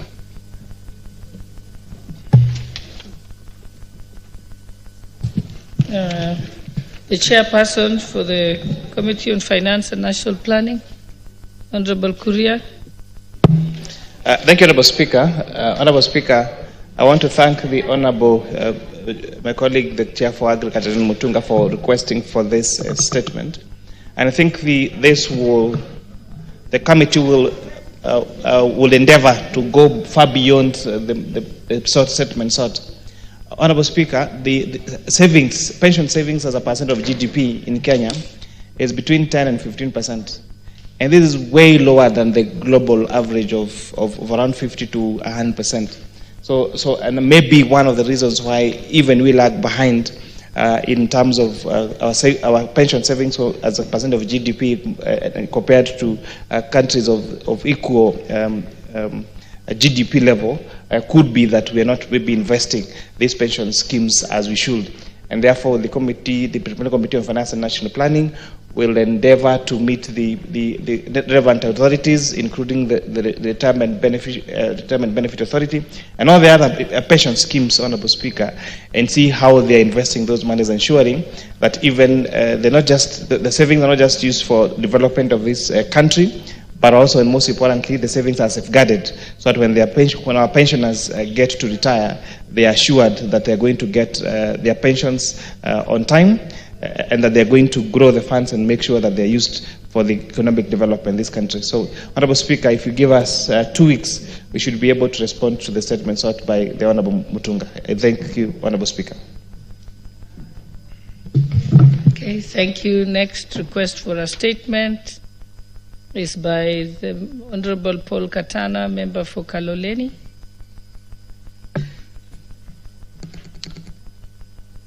Honorable Speaker, pursuant to Standing Order 44-2C, I rise to request for a statement from the Chairperson of the Department Committee on Tourism and Wildlife on elephant invasion in Kayafungo in Kaloleni. Honorable Speaker, Kayafungo is a sacred Giriama shrine set within a natural forest filled with towering ancient trees. Unfortunately, the invasion of elephants has severely impacted the area, leading to the destruction of nearly all its trees and places of worship. While these majestic creatures are an essential part of our national heritage, they have also become a major source of property damage and fear of residents. Honorable Speaker, it is against this background that I seek for a statement from the Chairperson of the Departmental Committee on Tourism and Wildlife. In the statement, the Chairperson should address the following. 1. Immediate measures the Ministry is instituting through the Kenya Wildlife Service to keep elephants away from Kayafungo and facilitate their return to their natural habitat. 2. Plans by the Ministry to compensate residents whose properties have been damaged by the elephants. 3. Measures in place to restore the damaged Giriama shrine and its surrounding environment to its original state, as well as to protect it from future elephant invasion. Thank you, Madam Speaker. The Chairperson for the Departmental Committee for Tourism and Wildlife. Oh, you're there? Okay, Honorable Muge. Honorable Chair, I'm not the chairperson of the said department or a member, but Honorable Speaker, I wanted to add my voice to the said matter. Honorable Speaker, I come from a county that has a lot of animals, especially monkeys. And Honorable Speaker, this matter has to be accorded the attention it deserves. There's a whole belt in my county, Honorable Speaker, running through the valley, the Nandi, the Aldai, and the Tindred constituency. Honorable Speaker, those people hardly harvest anything because anything that they plant is eaten by the monkeys, Honorable Speaker.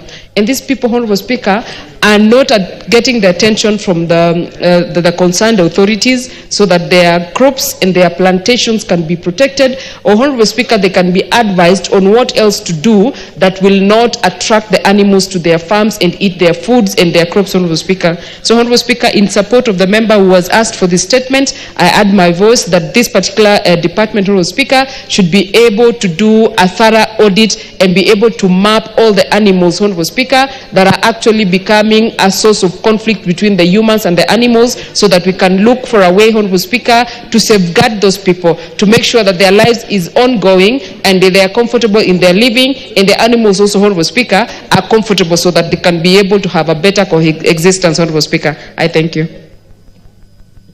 Thank you. Is there a member of that committee in the House? Okay, then I think Honorable Wako, I think we'll task you to ensure that it goes to the relevant committee. Next we have... Thank you. Next we have another request for a statement. Honorable Wanjiku Muya, member for Kipipiri. Thank you, Honorable Speaker.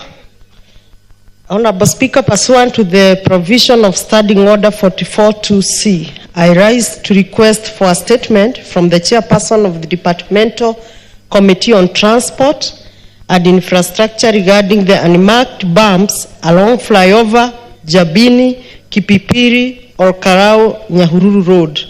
Honorable Speaker, there are several concerns regarding the safety and well-being of both road users and the surrounding communities due to the erection of unmarked speed bumps along the flyover Jabini, Kipipiri, or Karau Road to motorists. The unmarked bumps on the Kenha Class A road pose a significant risk to motorists. The lack of clear signage, markings, and proper visibility has already resulted in several near-miss incidents and in some cases, accidents. The sudden appearance of this speed bump forces drivers to brake abruptly, increasing the likelihood to rear-end collision, particularly at night or in adverse weather conditions. Additionally, residents are worried about the heightened risk to pedestrians, especially school children, as vehicles may swerve unpredictably to avoid the unmarked bumps. Moreover, the damage to vehicles caused by sudden impact with these bumps has placed unnecessary financial burden on road users. Honorable Speaker, it is against this background that I request for statement from the chairperson of Departmental Committee on Transport and Infrastructure on the following. 1. Plans to ensure that all bumps erected along the flyover, Jabini, Kipipiri, or Karau Nyahururu Road are clearly marked and proper signage provided. Action being taken for the, that is 2, action being taken for the provision of proper signage and reflective markers along the flyover Jabini, Kipipiri, or Karau Nyahururu Road. And 3, a report on the exact timeline for marking the bumps and placing signage along the said road. I thank you, Honorable Speaker. And just in one sentence, I want to confirm, like Kipipiri, we have already lost so many souls in a very black spot called Jiret near Kariamu. Recently, we lost a principal from Kiabogo Secondary School, and we have lost many, and particularly near Kinagop, and I know the member will be speaking. The contractor who maintained this road, he maintained and go and leave the road as dangerous as such. Thank you, Honorable Speaker. Okay, Honorable Member for Kinagop. Thank you, Madam Speaker. I, in a special, want to thank my colleague, who is a member of Parliament for Kipipiri, my neighbor. The road that has been mentioned passes through my constituency, fly over to Jambini, then to Kipipiri, all the way to Nyahururu. And that road, Madam Speaker, has become a death trap, simply because the bumps that are in that road are not marked. And Madam Speaker, we have raised this issue numerous times with the Kenya National Highways Authority, and nothing has been done so far. In my very constituency, there's a place called Gadara Ward, a place called Kanamba. And we have lost lives of children in school, going to school, simply because there are no bumps. And the bumps that are on that road are not marked. And therefore, I want to support this statement and ask that Kenha quickly or speedily just erect bumps where they're supposed to be and be simply marked, so that then we stop this loss of life. And Madam Speaker, there's some level of complacency when it comes to erecting bumps.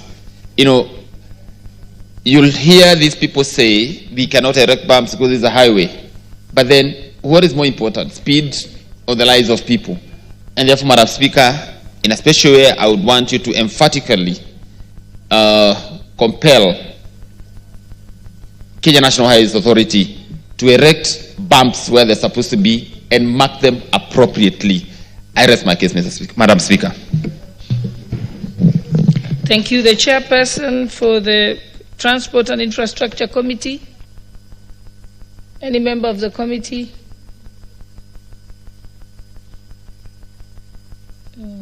Okay, so I think Honorable Wako, again, we leave this one to you. Most obliged. Thank you.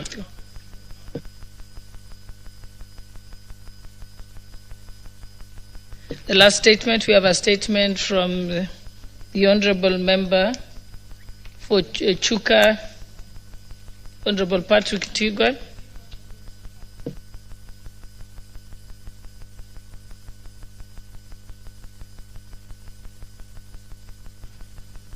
Thank you, Madam Speaker.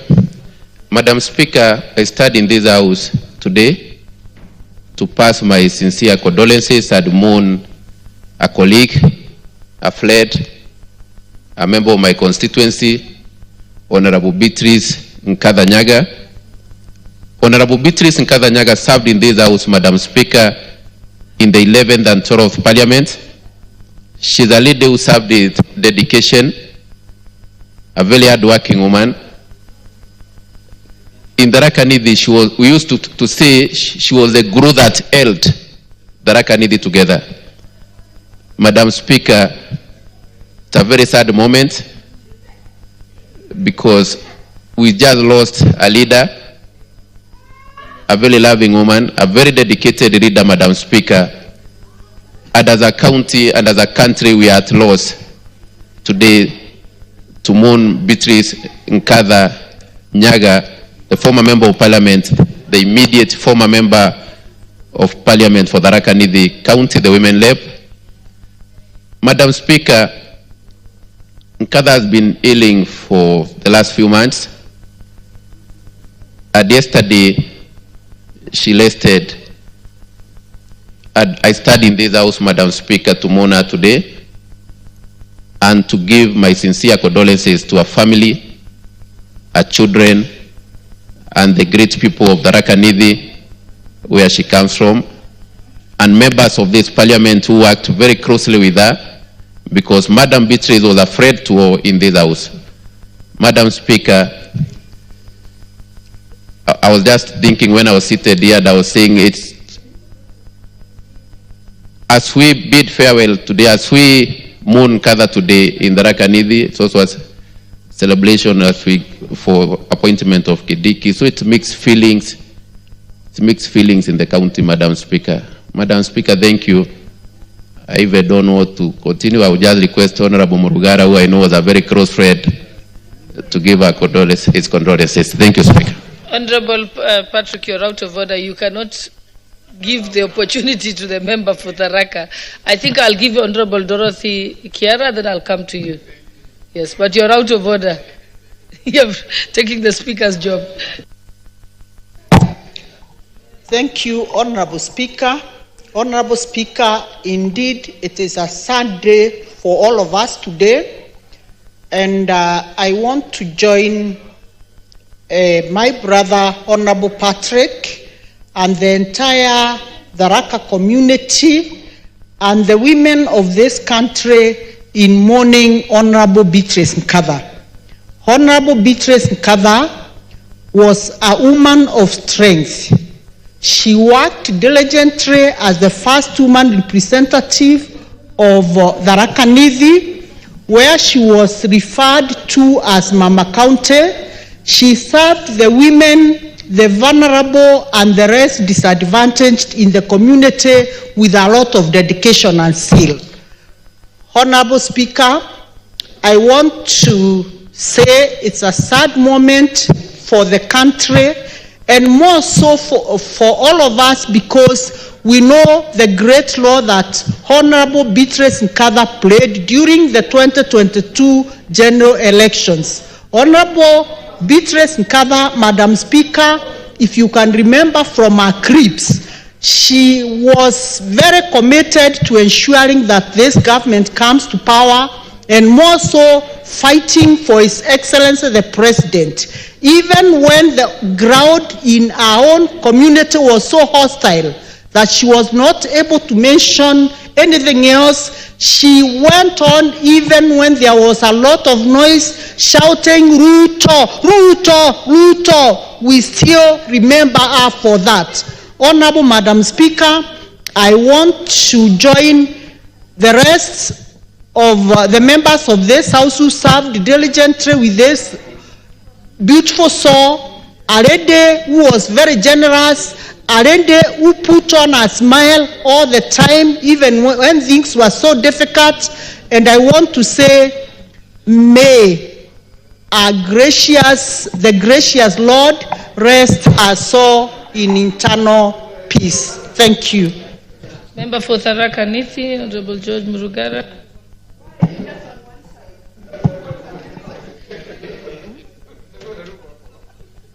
I will come to you. I'm just following the order of the names that came here. I can see Honorable Mishi Mvoko is next. Yes. You're out of order, Honorable. Proceed, Honorable Member for Tharaka. Thank you. Thank you very much, Madam Speaker. Madam Speaker, allow me to join my colleague, neighbor and countier of Tharaka Nithi, the Honorable Patrick Munenen Tuiga, who represents Chuka Igamba Ng'ombe and is the local member of parliament for the late Honorable Beatrice Nkatha Nyaga. May I join him on behalf of the people of Tharaka constituency, Tharaka Nithi County, and all the well-wishers of the country as we relay our unreserved condolences to the family of the late Beatrice Nkatha. Madam Speaker, Honorable Beatrice Nkatha was a lady to behold. She served the county of Tharaka Nithi for 10 years without a blemish. We remember the lady Beatrice Nkatha with nostalgia, and especially as she was the unifying factor of that county, even when things appeared to go south. She spoke for all of us. She loved the county. She traversed that county with like a colossus, and they did not discriminate one constituency against another or one people against another people. She loved the children, the students, the elderly, the vulnerable, and she spoke for them without any reservation.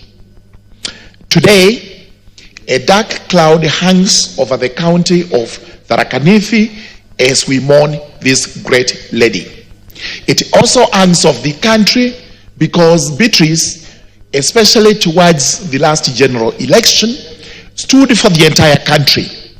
She was one of the most committed servants of the UDA party. She was one of the most loyal persons to His Excellency the President, Dr. William Samoei Ruto. And Dr. Ruto constantly remembered Beatrice and would always ask where she was, what she was doing, and eventually nominated her for the seat of CAS, Treasury, in this republic.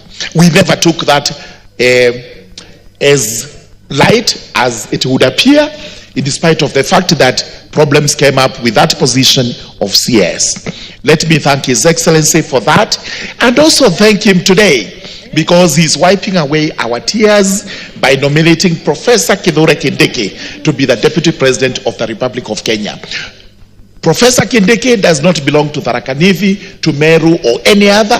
He is a nationalist. He stands in for the entire country, and this is why this House has received that nomination with the zeal, happiness, and accolades as required. Madam Speaker, as I pen off, I have just also lost my mom, the late Lena Gashire Murugara, to whom I am the third born. She was elderly at 88. She has rested. I'm happy that all these members of parliament have actually wished me well and given their condolences to me, and for that I do sincerely appreciate and thank all of you. Thank you very much. The Honourable Member for Likoni, Honourable Mishimboko.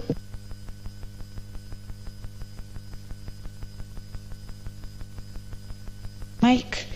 Asante sana Bi Speaker, na mimi nachukua nafasi hii kwa niaba yangu, niaba ya eneo bunge langu la Likoni, na niaba la watu wa Mombasa niweze kutoa risala zangu za rambirambi kwa mwenda zake dada yetu Beatrice Nkantha. Na niseme Mheshimiwa Beatrice, tulikuwa naye katika bunge hili la kitaifa na alikuwa kiongozi shujaa sana, kiongozi ambaye alikuwa anapenda watu sana, kiongozi ambaye kila wakati ukimwona alikuwa na furaha na bashasha, kiongozi aliyekuwa na msimamo thabiti wa kutetea chama chake na kutetea kiongozi ambaye alikuwa ni wa chama chake. Na tulikuwa tunajua dada yetu ataweza kuingia katika ule uongozi ule tulikuwa tunaita Kiingereza kwa ufupi CAS, lakini kwa yale mambo yaliyotukia hakuweza kufika hapo. Tunasikitika sana, hata nimetamautishwa kusikia kwamba alikuwa amegonjeka kwa muda mfupi, takriban kama miezi miwili hivi. Tungekuwa tumejua, haswa sisi kama kina mama, tungeweza kumtembelea na kuweza kumuombea dua ili Mungu ampatie afueni. Lakini tunajua sisi tulimpenda, lakini Mwenyezi Mungu amempenda zaidi. Mheshimiwa Beatrice, wakati mmoja tulikuwa naye katika kamati moja na tulikuwa karibu sana na yeye, na nilipenda sana mavazi yake. Wakati akivaa alikuwa mama maridadi sana.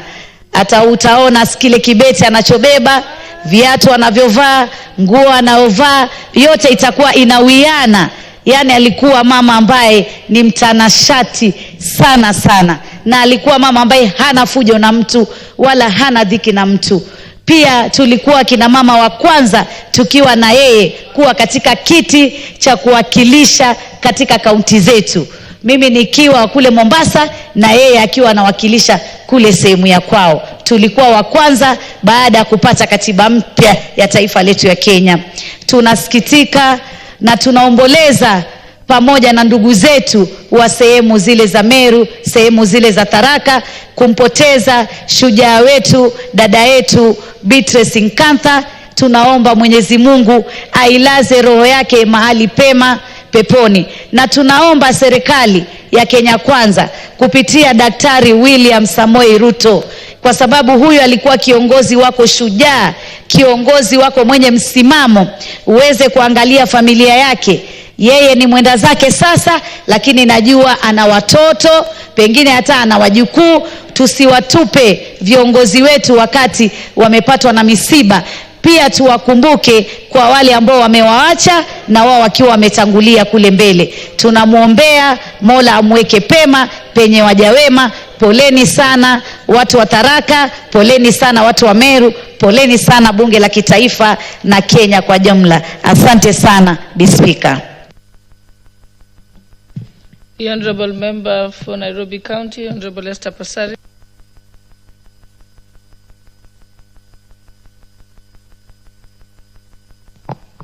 Thank you, Madam Speaker, for giving me this opportunity to speak. I want to send condolences to the family of Beatrice Nkantha Nyaga, for myself and my family and the county of Nairobi. It is indeed a sad moment when you hear that somebody you knew has passed on. And with the nature of life, we served in the 12th Parliament together. We haven't seen her for a while, but I remember we met once during campaigns, and even if she was in UDA and I was in ODM, we still exchanged pleasantries like sisters. I met her again recently when she was appointed to become a CAS of Treasury, and she was very happy, and she was also very happy that I had made my second term. She was such a lovely human being. She was a beautiful soul. She had no inhibitions, and at the same time she had no hard feelings for anyone. In politics, sometimes when you're in opposing parties, people always, you see that there's tension in the friendship. With her, the friendship was pure, sincere, and as a woman, she believed in the tribe of women, so we stood together. I would like to quote Shakespeare. We are all on the world stage, all as men and women, we are merrily players that are here, that exist, and we have entrances and we exist. So she has exited the stage. but she will not be forgotten. She has left her landmark. We say sorry to the people of Tharaka Nithi. We also say sorry to the people of Kenya, because as a legislator, you don't just serve your constituency or your county, you make decisions that impact and affect and serve all Kenyans. So as she has exited her stage, we also have seen that we have a nomination of the CS Kithure Kindiki as the incoming deputy president. And we say that the people of Tharaka Nithi have lost with one hand and received with another, but we also recognize that the CS Kindiki is a national figure. He has served in many offices, and he has also served as interior, so he knows that Kenya is one, and we wish him well in his nomination, and we wish this country the best. Condolences to the family. Thank you, Madam Speaker. Honorable members, because I think we need to close this.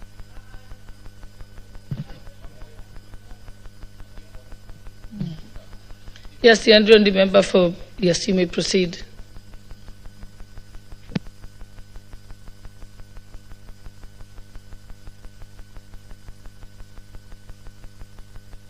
Yeah, I'll give you the member for Tharaka, I'll give you after. You may proceed first, Double N. Thank you, Madam Speaker, for giving me this opportunity to send my condolences to the late Mheshimiwa Beatrice Ngatha from Tharaka Nithi County. I know her personally. We have met in many occasions. Even during the last 2022 campaigns, we were with her in many meetings. And it saddens us this morning to hear about the demise of Beatrice Ngatha. We are here to give our sincere condolences to the family, the children, and the whole community of Tharaka Nithi County for losing such a soul who was a kind person. She was a generous person, and above all, she was very smart, even at heart. I represent Embu County as women rep, and I know she was one time the women rep of Tharaka Nithi. And as women rep in this house, this August house, we are saddened to lose one of us. And we can only pray that indeed the Kenya Kwanza government, the UDA, fraternity, and the entire house, that we shall stand with her and the entire family as we remember her and the entire family. May our soul rest in eternal peace. Thank you. Honorable Nduyo, member for Tharaka Nithi, you'll be the last one. Thank you, Madam Speaker, for this opportunity. Madam Speaker, I've been outside trying to draft something better to present this afternoon, but luckily I got that my colleague has presented this statement to us. Madam Speaker, today is a Sunday and happy day for Tharaka Nithi. Mixed feelings. Madam Ngatha is my predecessor. A lady that I valued, a lady that I honored. When I decided to vie for the seat of woman rep, I was so confused on how I will go about it, because she was like a mentor to me. That's why I even tell my people that I've not come to compete with her, I'm coming to continue from where she stopped. A lady who had been honored, a professional printer that I worked with the provincial administration for close to 26 years. A lady who didn't know the poor and the rich. A lady who left indelible marks, so many indelible marks in Tharaka Nithi County. Madam Speaker, we are sad. Madam Speaker, Ngatha was a very hard-working lady. One of the founding mothers and one of the founding officers and one of the founding politicians of the UDA party. A great friend of Professor Kithure Kindiki. I expected her to be here today with us, to be the leading mother to celebrate this joy that is in Tharaka Nithi today. But unfortunately, Madam Ngatha is not there. We are celebrating this great day, yet we are mourning. I've just talked to the son. It's so sad. But pray that God may give us peace, that God may comfort the people of Tharaka Nithi County, that God may comfort her family. We loved her. May her soul rest in eternal peace. Thank you. So, honorable members, let us rise and for a moment of silence in honor of our departed colleague, Honorable Beatrice Ngatha.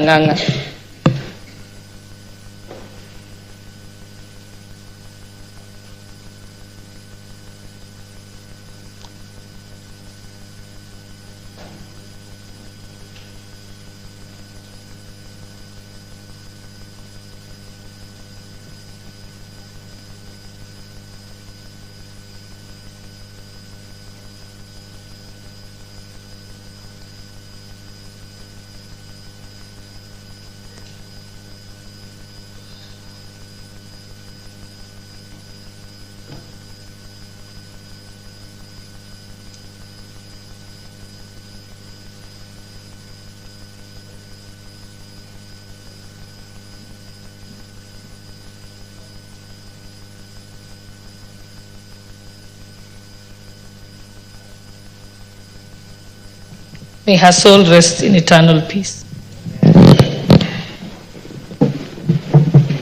Next order.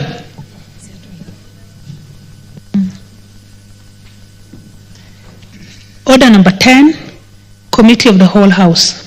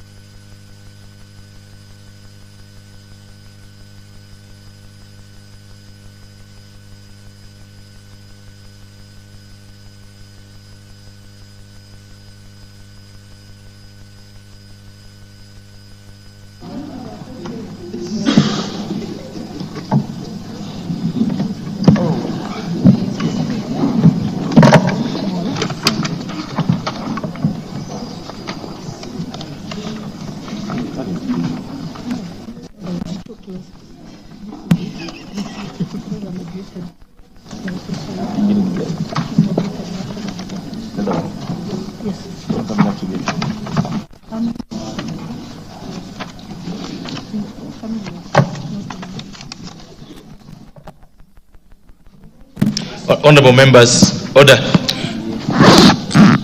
Honorable members, this is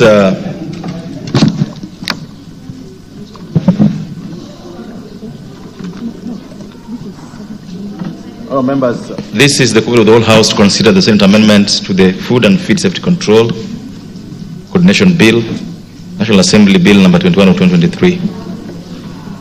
Members, this is a very short bill, 3 clauses. Just a request for your attention. What is the majority leader?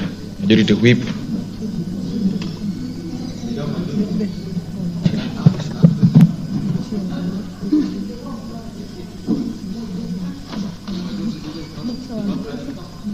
The chairperson for the only chairperson for Agriculture Committee in the House.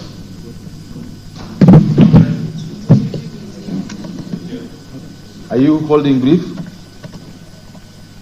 Are you holding brief for him? Yes, oh, Chair. Great. Oh, great. Thank you. So let's proceed then.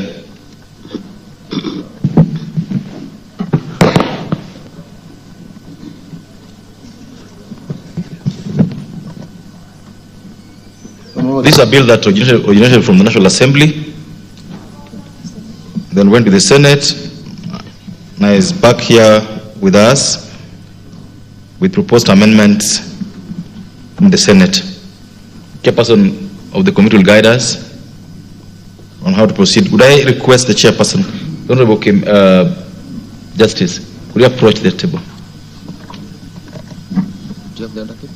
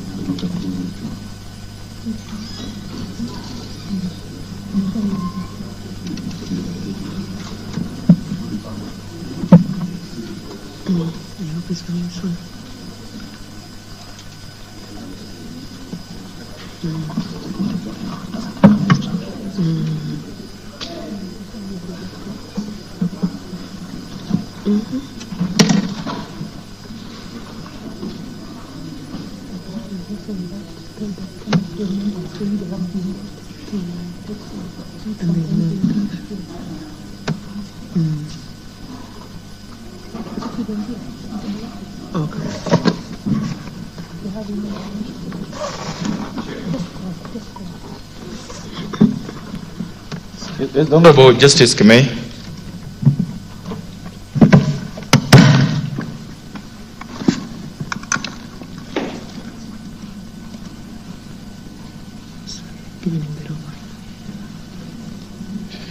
Chair, I think we are ready to proceed, Chair. And while the chairman is coming in, I should be able to stand in for him. Thank you, Chair.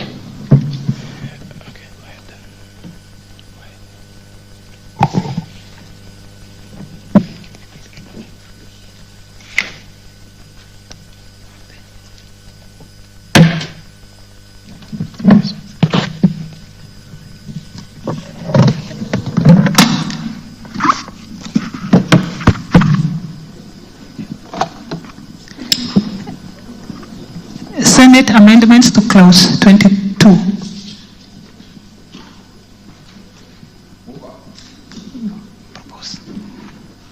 Order, Chairperson.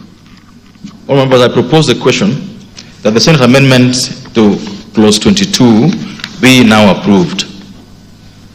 Mover. Chair, we looked at the amendment from the Senate, clause 22, and the Chair, after discussing and seeing the merits of the amendment from the Senate, we as a Committee of Agriculture decided to approve the amendment from the Senate. Thank you, Chair.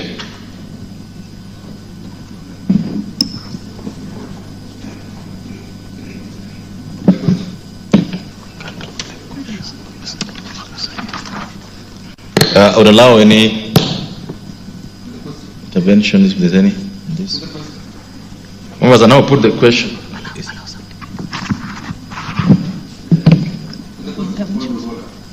Is there? Yes, Honorable. Thank you, Honorable Chair. Would the chair of that committee please explain the amendments, just for the sake of the public and this House?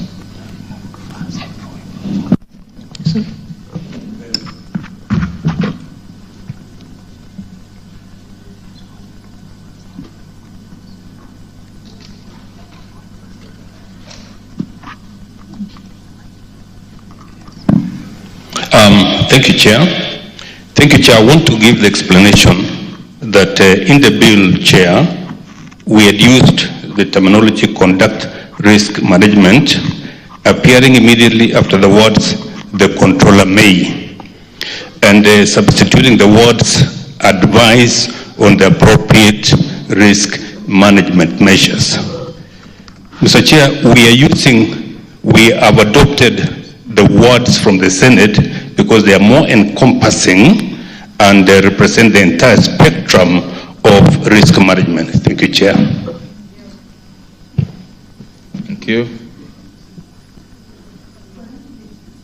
All members, I now put the question, which is that the Senate amendment to clause 22 of the bill be now approved. Will as many of that opinion say aye? Will as many of that opinion say nay? Ayes have it. Clause 25. Mover. Chair, just like in clause 22, clause 25, Chair, is being amended in subclause 3 by inserting the following new subclause. On receipt of the report under subsection 3 order. Sorry. Chair, move the amendment first before you explain. Okay, Chair, I wish to move the amendment and to accept the proposed amendment from the Senate. What is the amendment? The amendment, Chair. Say, just read what is in the order paper. You move the amendment that clause. Chair, I wish to move the amendment that clause 25 of the bill be amended in subclause 3 by inserting the following new subclause 3A. On receipt of the report under subsection 3B, the report County Assembly. I beg to move. Members, I now propose the question that Senate amendments to clause order. I propose the question that the Senate amendment to clause 25 be now approved. Ms. Honorable Wundo. Again, as my colleague Mwalimu had raised issues, exactly what kind of report are we envisaging? Because what we have here and what the country has does not lead anywhere. What kind of report are we envisaging to be submitted to the county assembly? And what is the county assembly expected to do with that report, considering in many cases the caliber of the MCAs in many of the county assemblies? Yes, Honorable Justice Kamei. Chair, I want to explain, Chair, that as per the laws of the land, we would not expect the governor to submit any report unless it is authorized by the respective county assembly.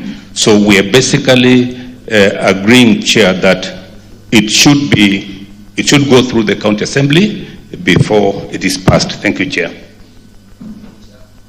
Honorable Tuku. Thank you, Chair. I wish to support this amendment for simple reason that members of county assembly are representatives of the people.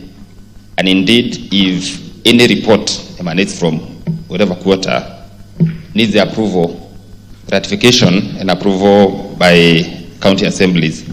We are talking of a very important bill here, Food and Feeds Safety Control Coordination Bill. Chair, I come from an agricultural constituency where we do dairy farming, and we have so much of unregulated feeds coming from manufacturers.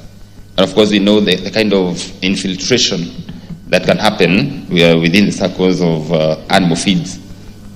But now, after any investigation or, certification of feeds, this report is brought to the governor and he just approves.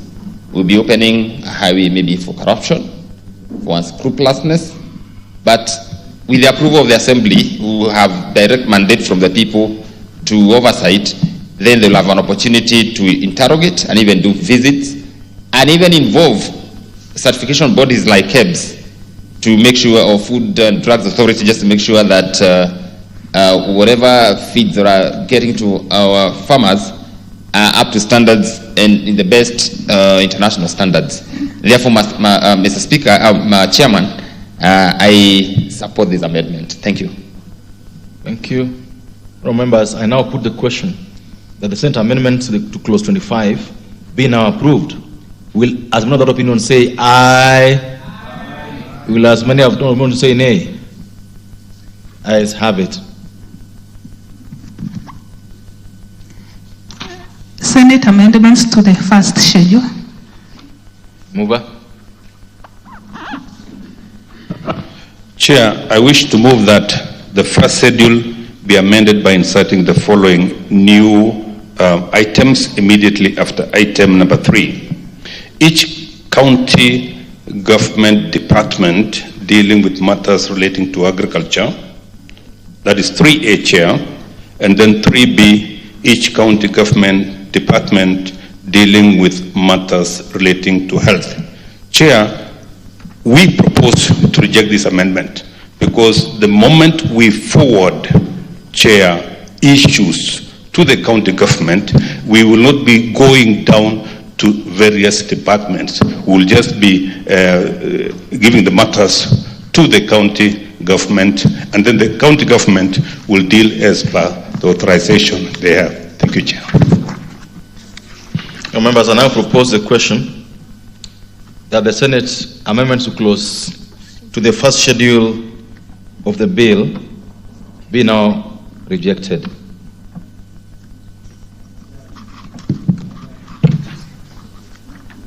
Honorable Undo.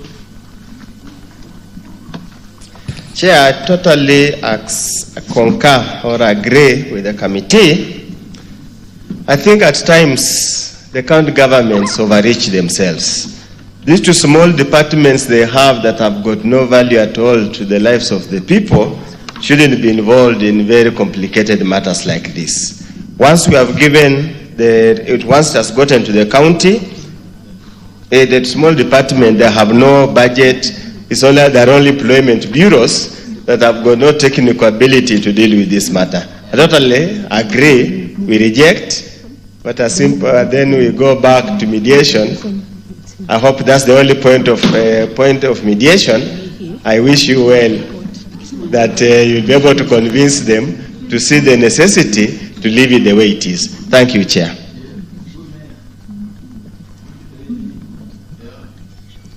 Yes, Honorable Bai.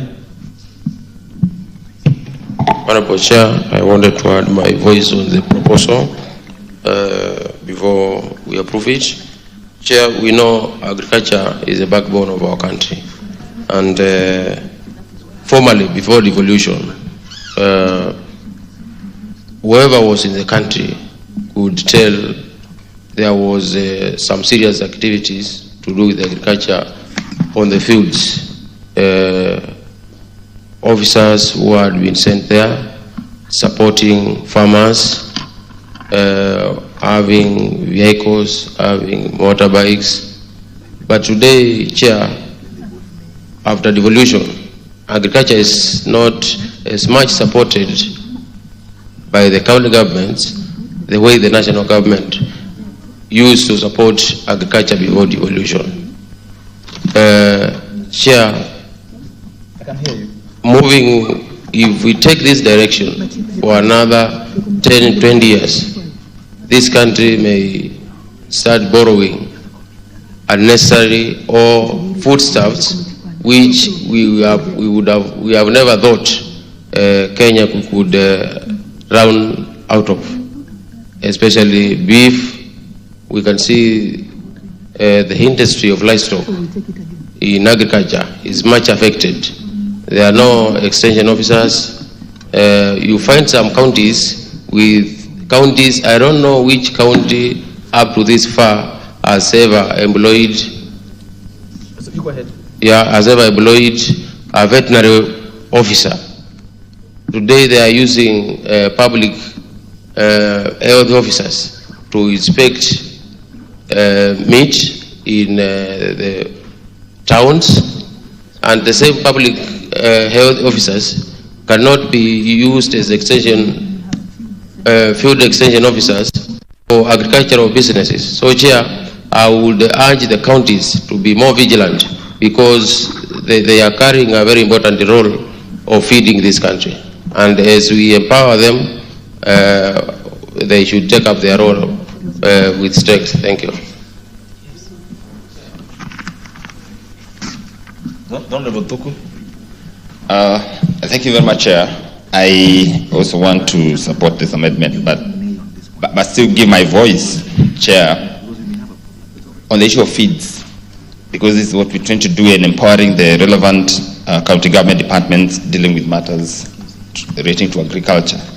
And, Mr. Speaker, the issue of standards and certification is quite an important matter to this country today, because the world is becoming a global village whereby we are now becoming borderless in as far as import and exports are concerned, in as far as competitive and comparative advantage is concerned, whereby now countries will have to trade. We have this slogan that let's go trade, let's exchange goods, let us enjoy each competitive advantage and comparative advantage, Mr. Speaker. And setting the standards is what I would call panacea to what we want, where we want to go. Mr. Speaker, the issue of feeds is quite an interesting matter in this country. If there's no regulation, we cannot trade because we'll not be able to export, especially our beef, our mutton, or our products, agricultural products to other countries. And therefore, Mr. Speaker, empowering departments in county governments by legislation is the way to go. We've had exporters trying even to create quarantine centers so that then they can put their animals in certified areas, but without legislation. With this legislation, Mr. Speaker, then it means a farmer in Kinangop, a farmer somewhere in Kwale, a farmer somewhere in Kajiado can, without belaboring, be able to export their staff without further certification. And therefore, Mr. Speaker, I support this amendment. Thank you, Mr. Speaker. Thank you. The Honorable Kemei, take your seat. Honorable members, we order. The Honorable Engineer Oscar Sudi, can you take your seat? The Honorable Engineer Oscar Sudi, can you take your seat?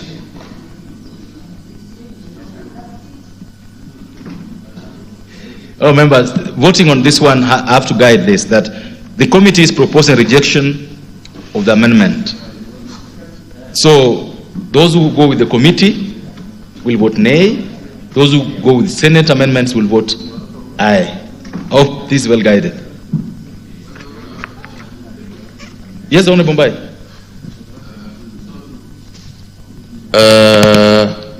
Maybe the honorable member standing in for the chair could indicate the initial proposal of the committee and the proposed amendments by Senate, just to refresh your mind. That was long done. That is what we just finished. Just refreshing my order. Okay. That was just finished doing. The chairperson moved the amendment and explained the amendment. We proposed the amendment. It's been debated. Now we are voting. That's what has just happened. Just order. We cannot repeat that process. We just finished. So we are going. Members, I will now be putting the question, and I've guided that the committee proposes a rejection of the amendment. Those who support the committee will vote nay. The Senate proposes to amend the bill. Those who support the Senate will vote aye. Therefore, members, I put the question that the Senate amendment, the first schedule of the bill, be now approved. Will as many of the opinion say aye? Will as many of the opinion say nay? Nay. The nays have it. Mover.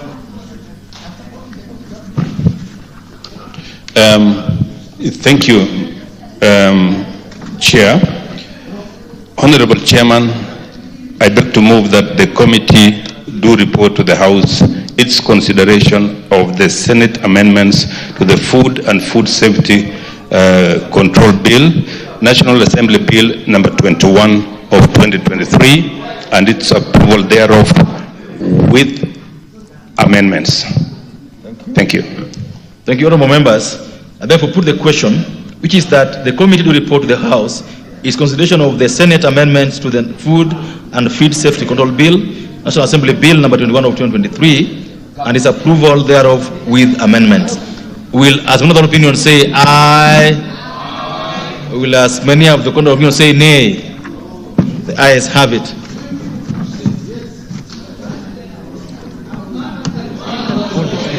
Call the speaker. Call the speaker.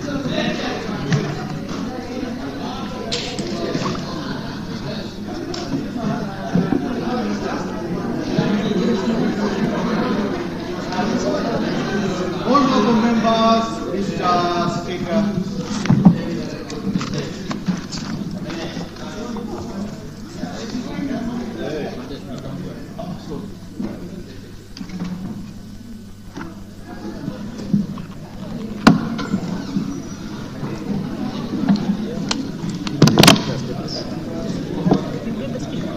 No, I don't. No, I need to give a speaker. Speaker lead clerk no there now. I just need there because they were told. As in, for the speaker is supposed to, the lead clerk gives. That was my assumption, but it's okay. From here. But, Chairperson, Chairman. 5, 6. Honorable Speaker, I beg to report that the Committee of the Whole House has considered the Senate amendments to the Food and Feed Safety Control Bill, National Assembly Bill number 21 of 2023, and approved the same with amendments.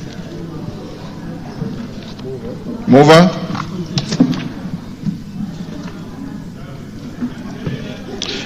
Honorable Speaker, I beg to move that the House do agree with the committee in the said report. I also request that Honorable Dr. Mutunga to second the motion for agreement with the report of the Committee of the Whole House. Thank you, Honorable Speaker. Dr. Mutunga. Honorable Speaker, I second. Honorable members on their feet, take the nearest seat.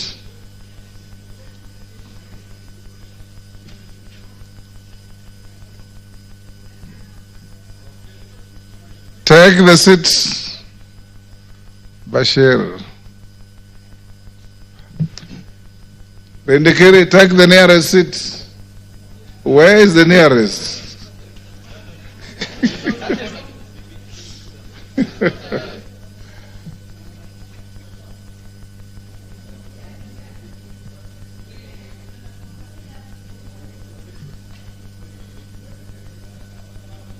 Order, take your seat.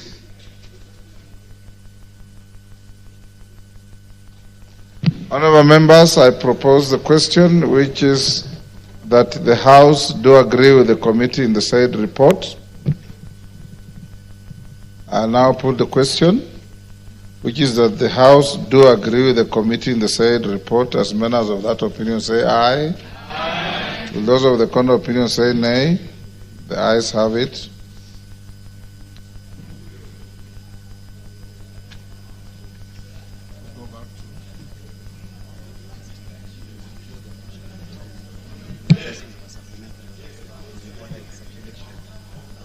Honorable members, like I did indicate to you earlier, following the meeting of the House Business Committee, authority was given to prepare a supplementary order paper which the clerk has prepared, the Speaker has approved for circulation, and is now available to you.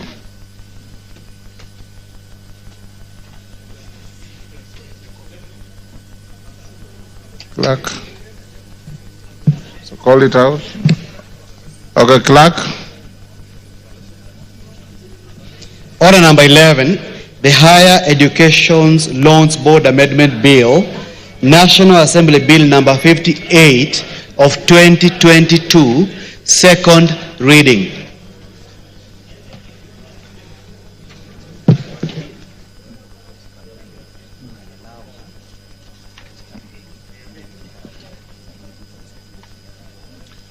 Joyce Kamene, is she in the house? Thank you, Mr. Speaker. Joyce Kamene, you may start moving, but at some point I will interrupt you to deal with the issue that we adjourned the House about before you carry on. Thank you, Honorable Speaker. I wish to move the amendment on the Higher Education Loans Board Amendment Bill number 58 of 2022. Honorable Speaker, the principal object of this bill is to amend the Higher Education Loans Board Act number 3 of 1995 to address a specific challenge faced by some of the young students, those who have not yet attained the age of 18 years and as such are ineligible to apply for higher education loans under the current legal framework. However, Article 27(4) of the Constitution 2010 on equality and freedom from discrimination outlines that the state shall not discriminate directly or indirectly against any person on any grounds including age. Honorable Speaker, the bill expressly provides that the Higher Education Loans Board shall not deny a loan to a student who has not attained the age of 18 years. This provision recognizes that many students complete Joyce, for the record, you should have started by saying, Mr. Speaker, sir, I beg to move, then you read your bill, be now read a second time. Then you go on with the good things you are saying. Mr. Speaker, Honorable Speaker, I wish to move. I beg to move. I beg to move the bill for the second time. Read the whole bill. I beg to move that the Higher Education Loans Board Amendment Bill, National Assembly Bill number 58 of 2022, be now read a second time. I beg to move that the Higher Education Loans Board Amendment Bill of number 58 of 2022 be read for the second time. Honorable Speaker, the principal object of this bill is to amend the Higher Education Loans Board Act number 3 of 1995 to address a specific challenge faced by our young students, those who have not yet attained the age of 18 years and as such are eligible to apply for higher education loans under the current legal framework.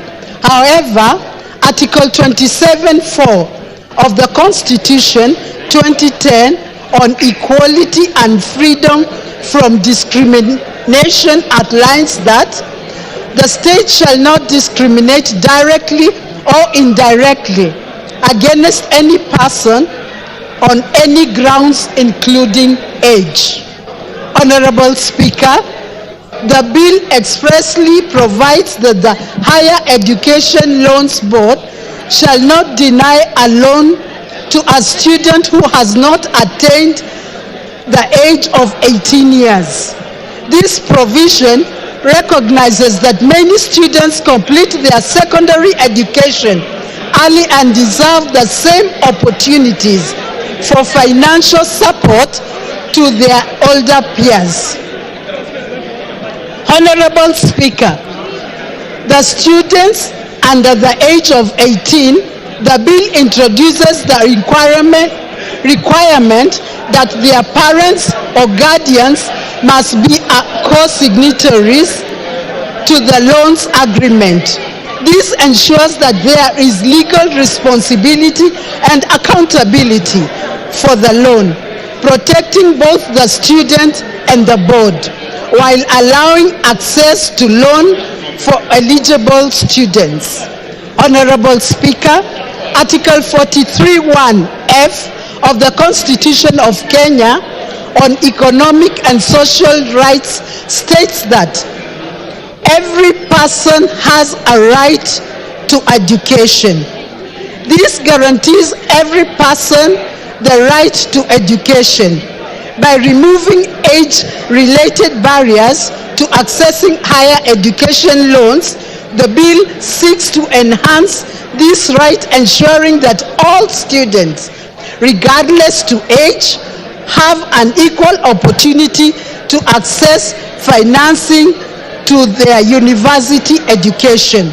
Honorable Speaker, in addition, Vision 2030 aims to transform Kenyans into middle-income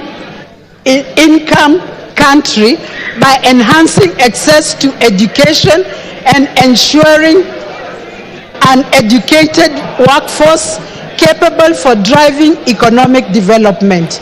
By removing barriers for students under 18, the bill supports Vision 2030's goal for increasing access to higher education and producing a skilled, competitive workforce. Honorable Speaker, the amendment is also crucial in allowing students who have not yet received their national identification cards to still apply for higher education loans. This removes a significant barrier for many students and ensures that every eligible student can pursue higher education regardless to their age or ID status.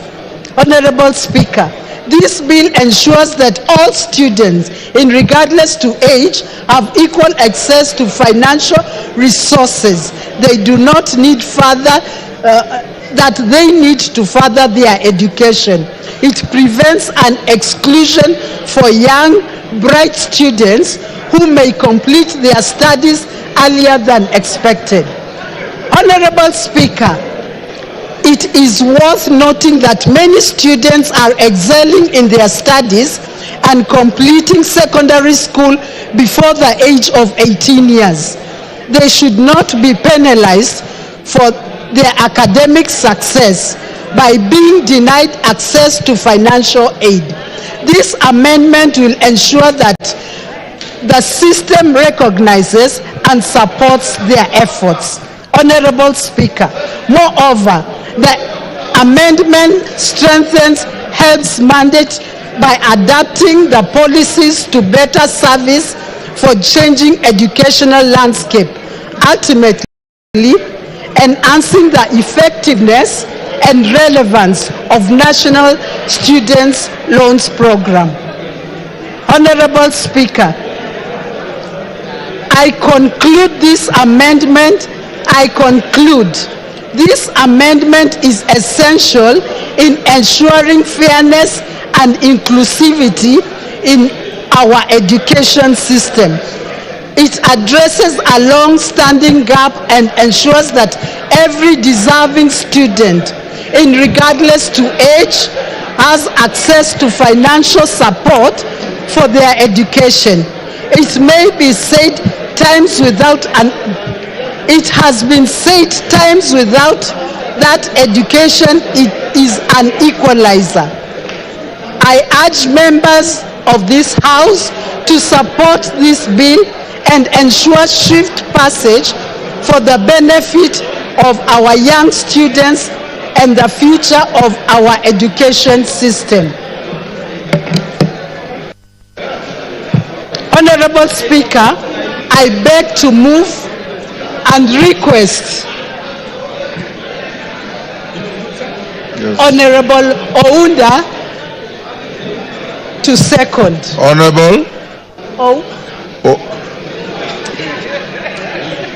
Oundo. Thank you. Order, Honorable Oundo. Order, members. Honorable Oundo, hold your horses. Okay. Take your seat. Order, honorable members.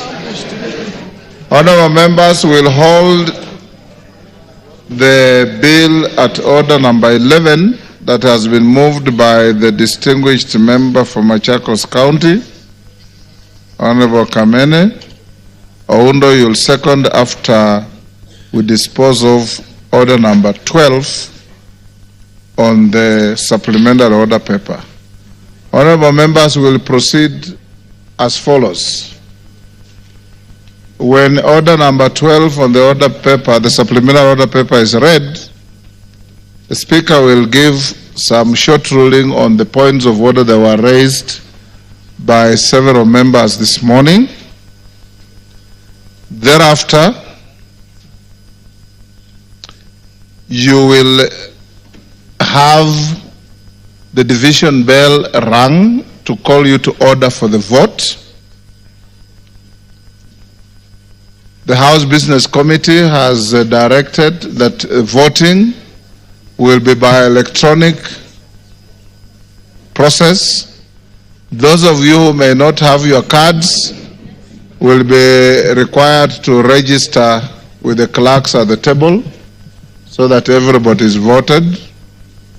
After the vote is cast and the results announced to the House, then we'll open to a few members who may wish to comment on the nominee that has been processed through the House. So call out order number 12.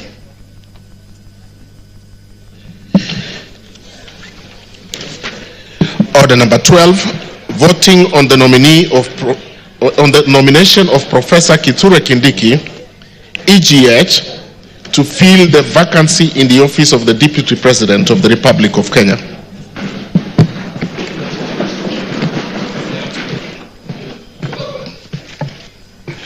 Thank you, honorable members. Honorable members have a communication to make. on the nomination of Professor Kithure Kindiki, EGH, to fill the vacancy in the office of the Deputy President of the Republic of Kenya. Honorable members, you will recall that earlier this morning at the commencement of the sitting, I notified the House of the receipt of a message from His Excellency the President nominating Professor Kithure Kindiki, EGH, to fill the vacancy in the office of the Deputy President pursuant to Article 149 of the Constitution. You will further recall, Mutuse, take your seat.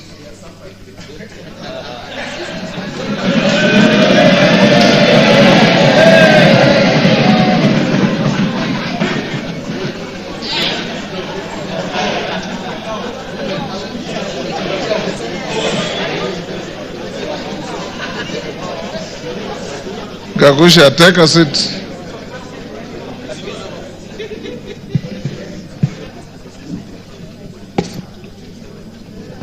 Honorable members, you may further recall that upon notification of the House, several members rose in their places and raised a number of issues for my guidance.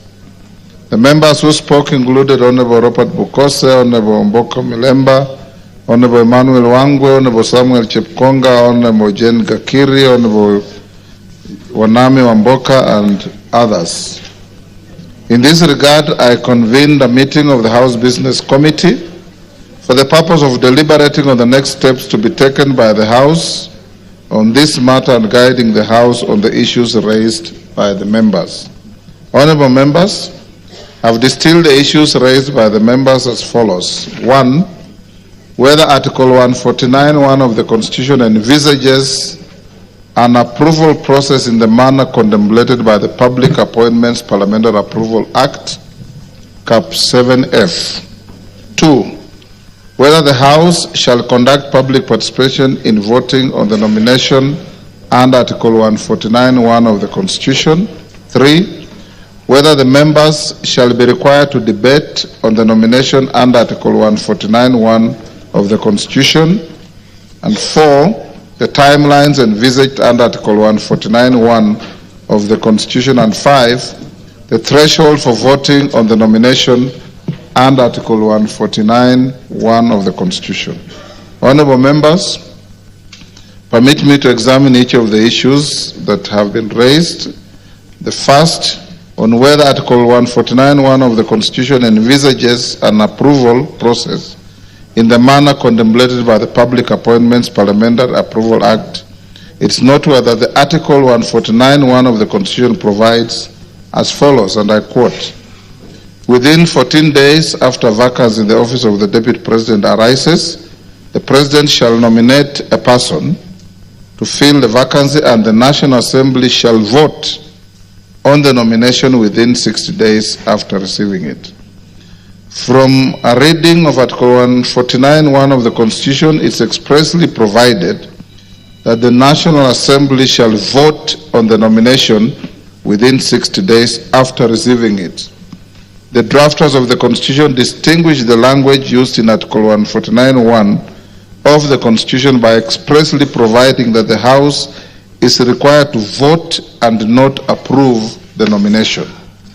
Indeed, this is to be distinguished from the provisions of Article 132(4) of the Constitution, which provides that the President shall nominate and with the approval of the National Assembly appoint and may dismiss the Cabinet Secretaries in accordance with Article 152, the Attorney General in accordance with Article 156, the Secretary of the Cabinet in accordance with Article 154, Principal Secretaries in accordance with Article 155, and High Commissioners, Ambassadors, and Diplomatic and Consular Representatives. Members of the bar, take the nearest seats.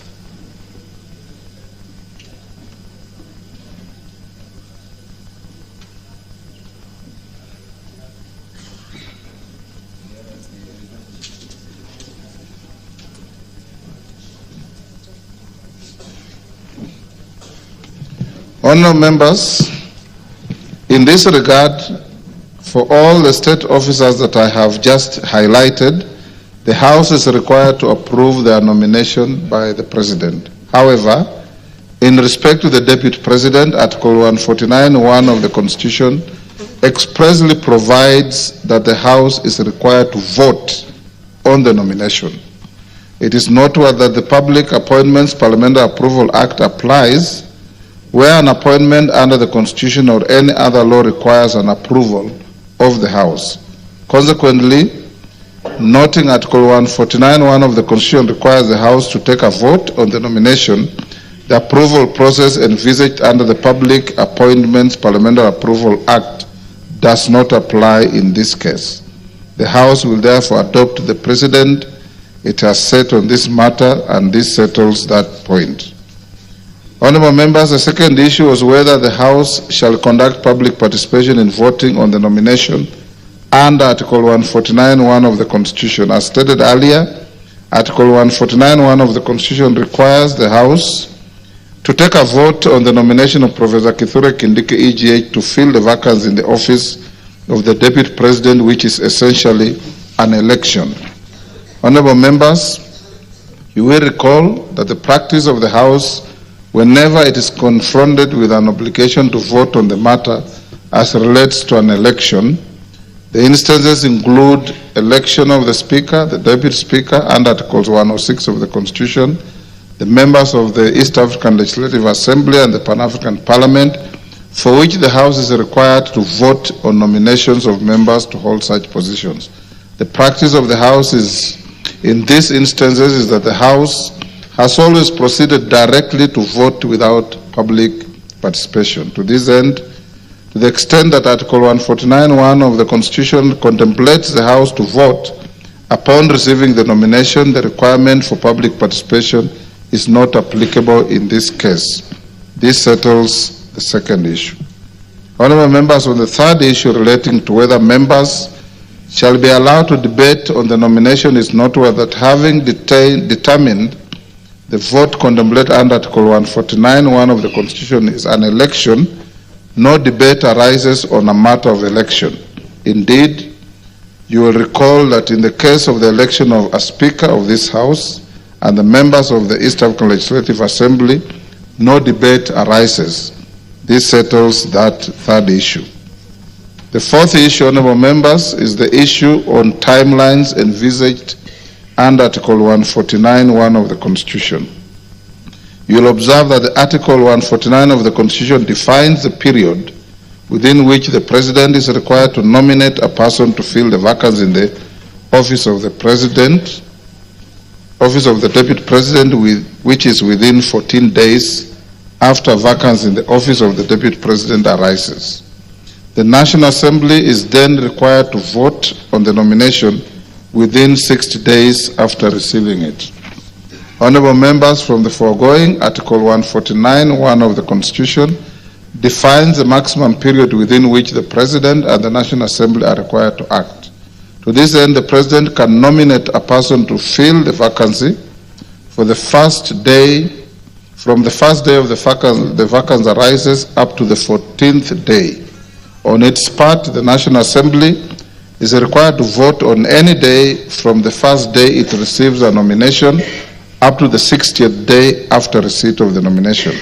Consequently, the nomination of Professor Kithure Kindiki EGH and the vote the House is required to take today on the nomination is within the constitutional timeline provided for in Article 149(1) of the Constitution. This settles that fourth issue. The fifth and final issue that was raised was guidance on the threshold for voting under Article 149 of the Constitution. It is noteworthy that Article 149(1) of the Constitution has not defined or provided for the threshold for voting for the nomination of a person to fill the vacancy of the office of the Deputy President.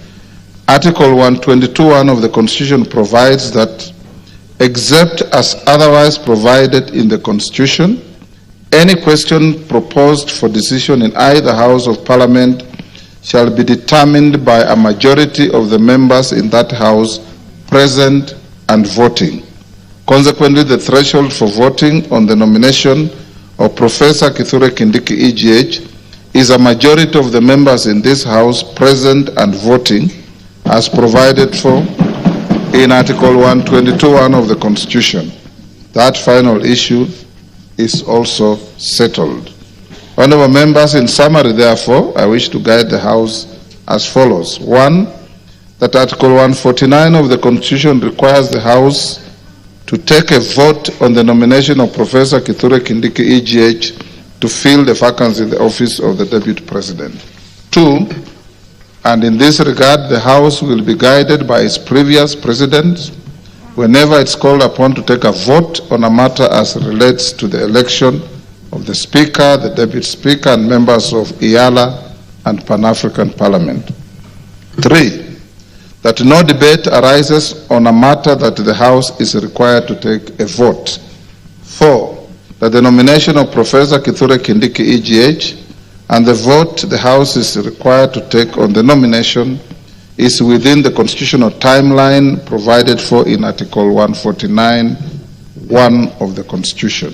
5, that the House Business Committee has resolved that the vote contemplated under Article 149(1) of the Constitution be taken today during this sitting of the House. 6, that the threshold for voting on the nomination of Professor Kithure Kindiki, EGH, is a majority of the members in the House present and voting as provided for in Article 122(1) of the Constitution. The House is therefore accordingly guided and may now proceed to take the vote. Clerk, can you ring the division bell for 5 minutes? Yes, Wanjala.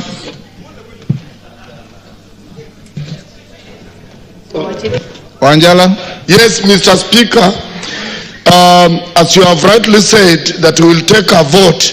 But Mr. Speaker, this House recognizes 3 types of voting. There is acclamation, there is direct digital voting, and then there is a vote we take by reading out the names. Roll call. Roll call. Roll call, Mr. Speaker. Yes. And Mr. Speaker, when I sit in this House, we are in concurrence that Professor Kindiki is the man, is the Deputy President. Why don't we just, so that we go home, some of us want to take flights, why don't we just vote by acclamation?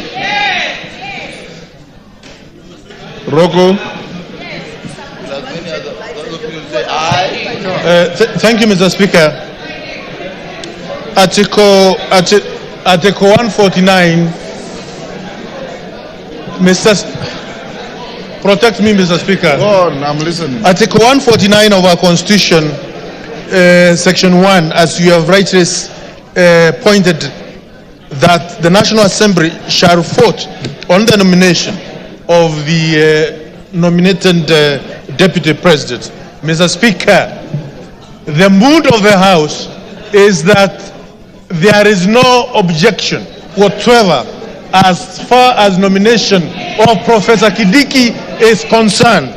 Yes, we are ready with our cards to vote electronically, but Mr. Speaker, we seek your ruling and indulgence so that we can go by acclamation and we solve the matter once and for all.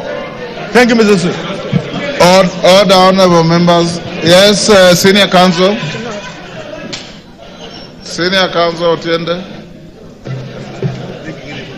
Give Otiende a moment. Thank you. Honorable Speaker, honorable members, I know this is a serious moment in history. It is also a constitutional moment. I wholly agree with the Honorable Wanjala, Honorable Ruku, in terms of the mood of the House.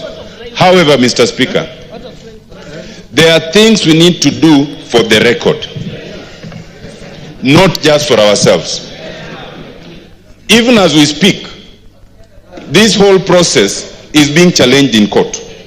We need not allow any gap, because so far, from the start to now, we have not allowed any gap. Let us not be in a rush to allow a gap.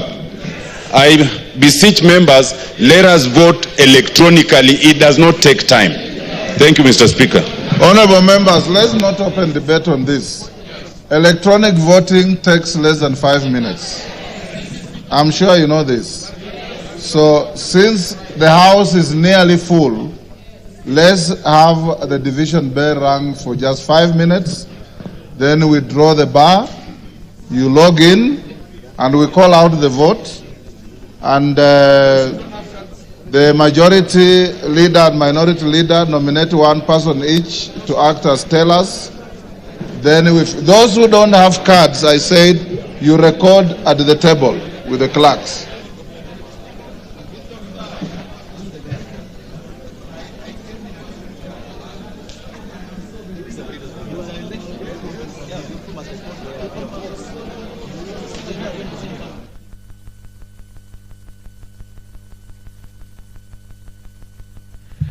You're watching live pictures from the National Assembly, where members of parliament are preparing to vote for the nomination of Professor Kithure Kindiki to fill the vacancy in the Deputy President's office. Professor Kithure Kindiki is currently serving as the Cabinet Secretary for Interior and National Administration, a role he has held since October 2022, with a brief hiatus between the 11th July 2024 and 8th of August 2024, when the President dissolved his cabinet. As the Cabinet Secretary for Interior and National Administration, Honorable Kindiki has led and overseen achievement of various milestones and reforms, including the police equipment modernization program, significantly enhancing the capabilities of Kenya's security services, finalization of a strategic framework to commence implementation of police reforms recommended by the Honorable Justice David Maraga Task Force, as well as abolishment of the previous vetting processes for issuance of national identity cards, recognition of minority groups and stateless communities, ensuring they receive Kenyan citizenship and associated rights, and operationalization of the Public Benefit Organizations Act. These are some of the achievements of Professor Kithure Kindiki as the Cabinet Secretary for Interior. Prior to his appointment to the cabinet, Professor Kindiki served as the elected senator for Tharaka Nithi County from 2013, in which time he also served as the Deputy Speaker of the Senate, as well as the Majority Party Leader in the Senate. In his role as Senate Majority Leader, he spearheaded the legislative agenda of the Majority Party in the Senate and served as the leader of the Majority Party. As Senate Deputy Speaker, Professor Kindiki deputized the Senate Speaker in presiding over sittings and debates in the House of Senate and enforcing rules of procedure and parliamentary processes. Honorable Kindiki also conducted oversight roles, governance of counties, and participated in law-making on matters affecting counties. As an advocate of the High Court of Kenya with legal experience spanning over 24 years, Honorable Kindiki was consulted for international organizations, including the World Trade Organizations, WTO, the African Union, the Intergovernmental Authority on Development, IGAD, the United Nations, and UN specialized agencies such as the United Nations High Commissioner for Refugees, UNHCR, and United Nations Development Program, UNDP, and practice as defense counsel at the International Criminal Court at The Hague. Honorable Kindiki has also taught law and held various administrative positions at Moi University School of Law and the University of Nairobi School of Law. He began his career as an assistant lecturer in law at Moi University immediately upon graduating with an undergraduate degree in law. He then joined the University of Nairobi as a lecturer after graduating with a PhD in international law, where he quickly rose to the head of Department of Public Law at the young age of 33 years, and then to position of Associate Dean at the age of 35. Professor Kindiki was later promoted to the post of Associate Professor of Law at Kenyatta University. He has authored 35 publications, including books, book chapters, and articles in local and international peer-reviewed journals.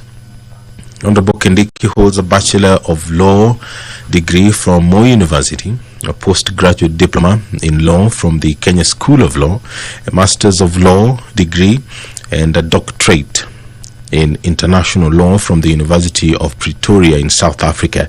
His professional affiliations include membership of the Academic Council on the United Nations System, the International Association for the Study on Forced Migration, the International Commission of Juries, the East African Law Society, and the Law Society of Kenya, LSK. Take your seats. Take your seats. Sergeant, you may now draw the bar. Close the bar, sorry.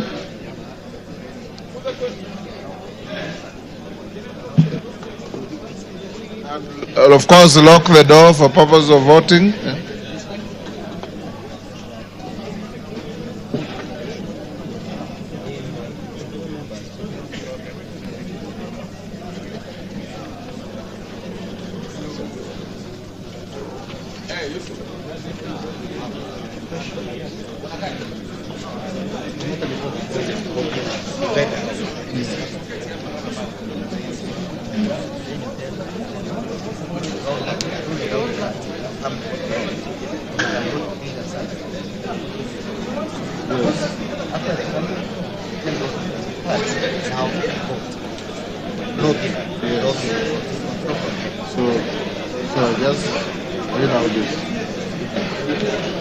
Order, honorable members.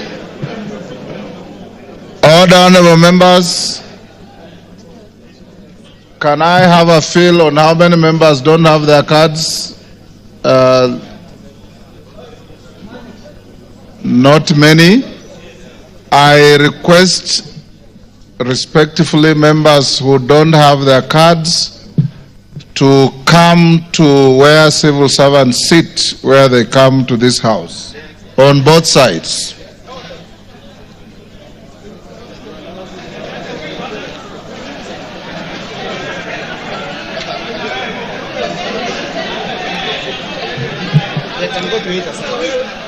And you can go to either side, it doesn't matter, but get in there. Sergeant, give them way. You go in there.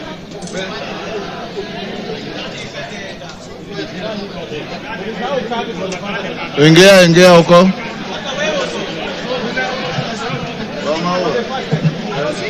Yes.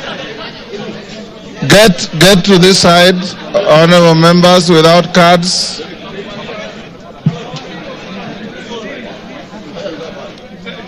You can even spill to the back, no problem. You will be called. Catherine, if you have no card, move in.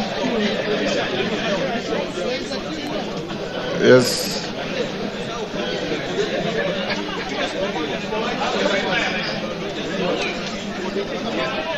Member for Gatundu,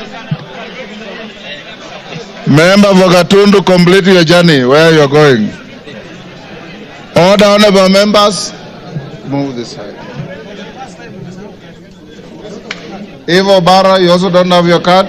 Come this side. Now, honorable members, the question we are voting on is on the nomination of Professor Kithure Kindiki, EGH, to fill the vacancy in the office of the Deputy President of the Republic of Kenya. That is the question. Now log in. Take out your cards. Take out your cards. Log in.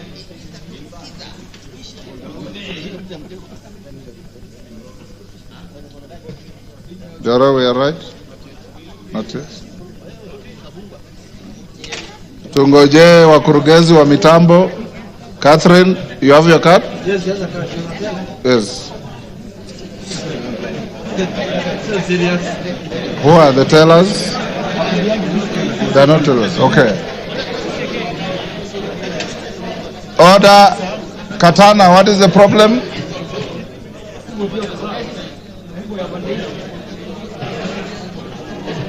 Tunangojea wakurugenzi wa mitambo. Joro, are we ready? Okay. Are we? Yes. It's not work. Then you join this. Then you better announce. Okay, members. Members who have logged in now vote.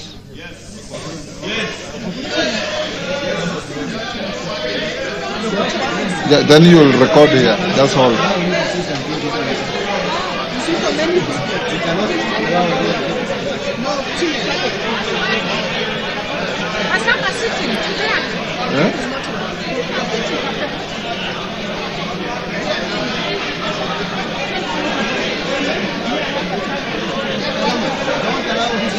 Tell them to hold on and as it counts down to 0.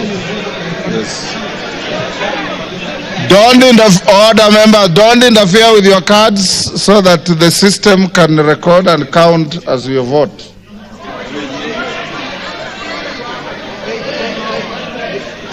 Hold.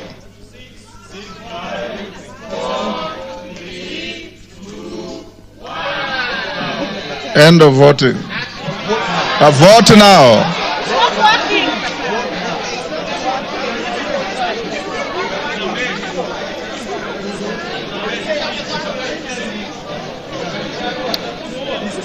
Order.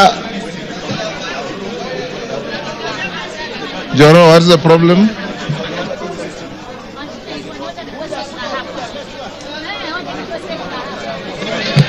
Order, members. Let's repeat. Log out. And your rules require that you vote in silence. Log out. Log in. Yes?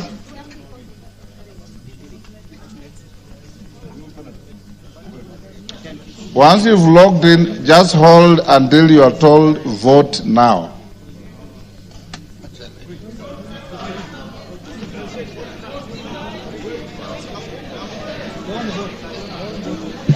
Don't vote yet.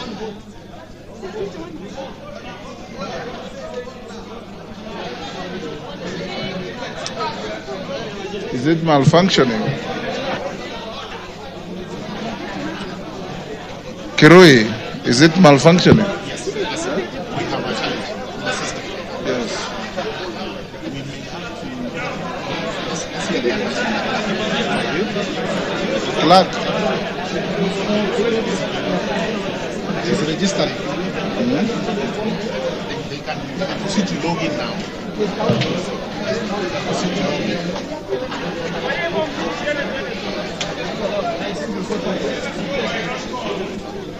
Is it working?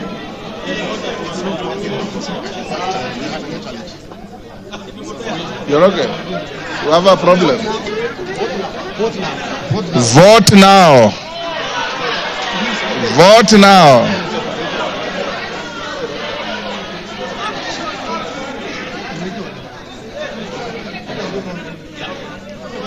Vote now.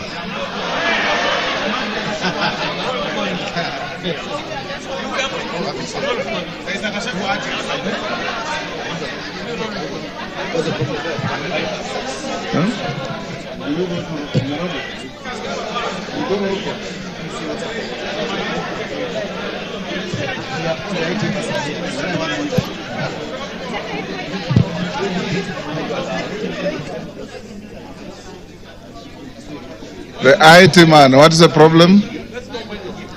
Let's try one more chance. Then, if it doesn't, we explore different opportunities.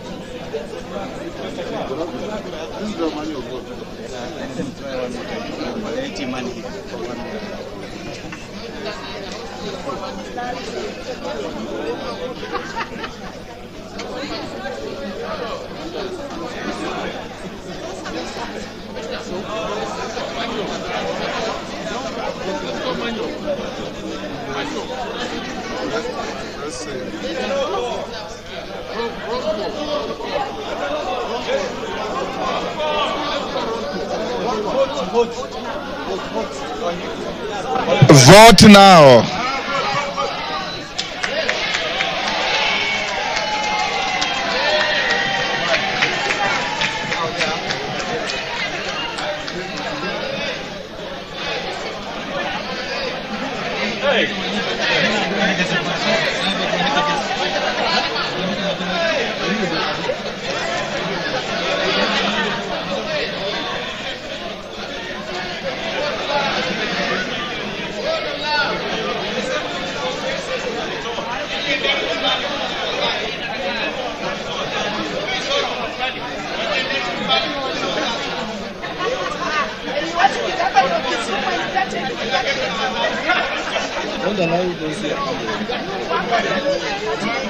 Member for Kisumu, you have voted. You remain where you are.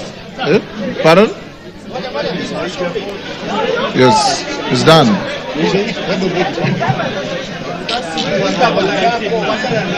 Order, members. Order. So you remain in your seats. When the voting is going on, you remain in your seats. The three ladies go back. What's the problem? Now, for the members who didn't have their cards, you will pass one by one, and they will tick against your name. You've already voted here. Oh, very good. And yourself? You have voted? Oh, you are voting. Okay. If you have voted, take your seats. Those whose equipment malfunctioned can come to the desk here and report to the clerk. Okay, okay.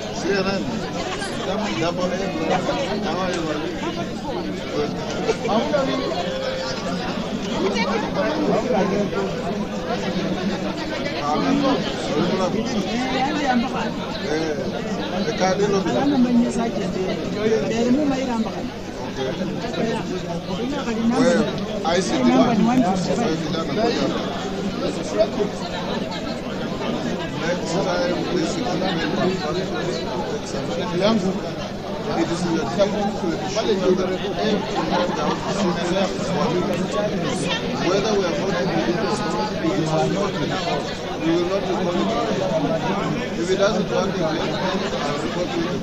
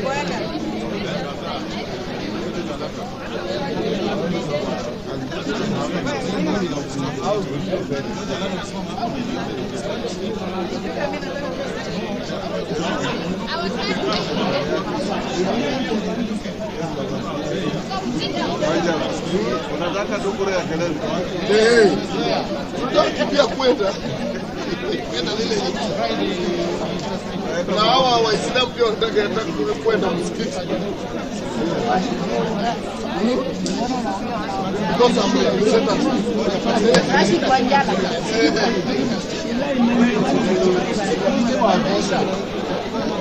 On the screen, but very many of you are voting manually, so you are not part of the 150.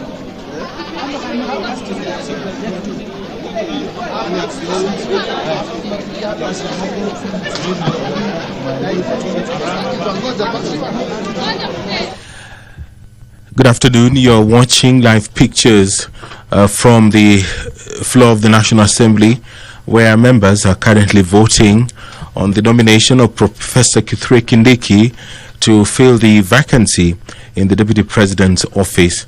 The professor was nominated today by the President to fill up that position, which fell vacant following the removal from office of the previous holder. And Professor Kindiki is currently serving as the Cabinet Secretary for Interior and National Administration, a role he has held since October 2022, albeit also for a small or a brief hiatus between July 11th and August 8th, 2024. The Cabinet Secretary for Interior and National Administration has served under different capacities, among them the Deputy Speaker of the Senate, the Senator for Tharaka Nithi County, and is currently serving as the Interior Cabinet Secretary. As an advocate of the High Court of Kenya with legal experience spanning over 24 years, Professor Kindiki has consulted for various international organizations, among them WTO, that is the World Trade Organization, the African Union, the Intergovernmental Authority on Development, the United Nations, and UN specialized agencies such as the United Nations High Commissioner for Refugees and United Nations Development Program UNDP, and practiced as defense counsel at the International Criminal Court at The Hague. He has also taught law and held various administrative positions at Moi University School of Law and the University of Nairobi School of Law. He began his career as an assistant lecturer in law at Moi University, immediately upon graduating with an undergraduate degree in law. He then joined the University of Nairobi as a lecturer after graduating with a PhD in international law, where he quickly rose to the head of Department of Public Law at the age of 33 years, and then to position of Associate Dean at the age of 35. Professor Kindiki was later promoted to the post of Associate Professor of Law at the Kenyatta University. He has authored 35 publications, including books, book chapters, and articles in local and international peer-reviewed journals. Honorable Kindiki holds a Bachelor of Laws degree from Moi University, a postgraduate diploma in law from the Kenya School of Law, a Master of Law degree, and a doctorate or PhD in international law from the University of Pretoria in South Africa. His professional affiliations include memberships to the Academic Council on the United Nations system, the International Association for the Study on Forced Migration, the International Commission of Jurists, the East African Law Society, and the Law Society of Kenya. In a couple of honorable members, take your seats. Stop what you are doing, clerk. Honorable members, Hassan, all the honorable members, taking the cue from the submission of Senior Counsel Tienda Molo, whatever you do must be a record, must be impeccable, and must speak for itself. I'm advised by the clerk that the electronic voting system is malfunctioning, and that even after you voted, the numbers are adjusting themselves upwards and downwards. Consequently, I direct that vote electronically is cancelled and annulled, and we will do a roll call vote. Clerk, majority and minority leader, give me one teller each. Bukose, and who else? Bukose and Junet. Who?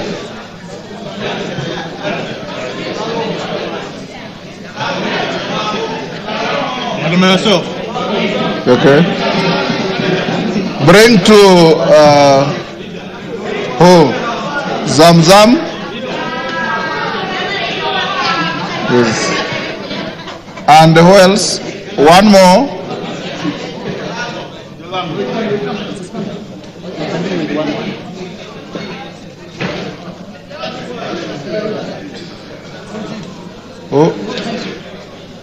Oh, we know. Martin. Okay, honorable members, once again, the vote is on the nomination of Professor Kithure Kindiki, AGH, to fill the vacancy of the office of the Deputy President of the Republic of Kenya. Clerk, you can start. Remain in your seats, remain silent. We can do this very quickly.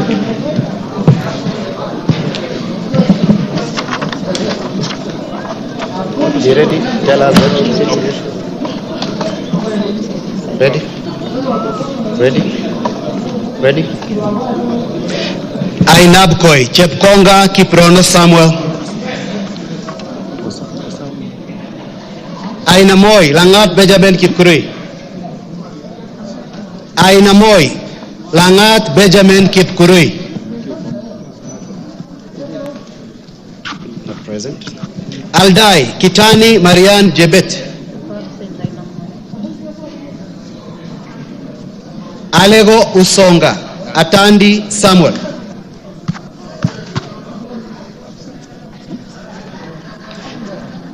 Alego Usonga, Atandi Samuel. Awendo, Oino John Walter.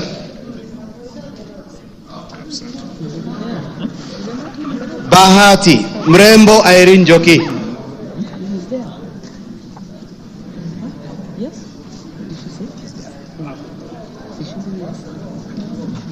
Balambala, Shurie Abdi Omar.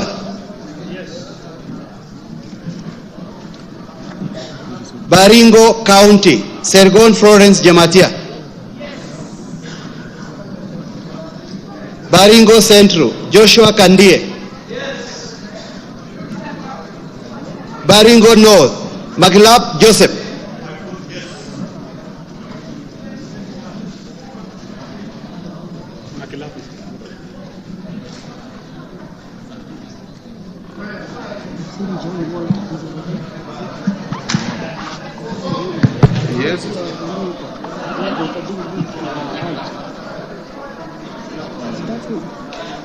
Baringo South, Charles Cameron. Belgut, Nelson Koech.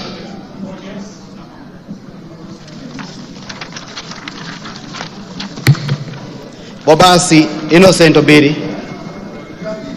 Bobasi, Innocent Obiri. Bobasi, Innocent Obiri. Bamachoge Borabu, Obadia Nolfason, Barongo.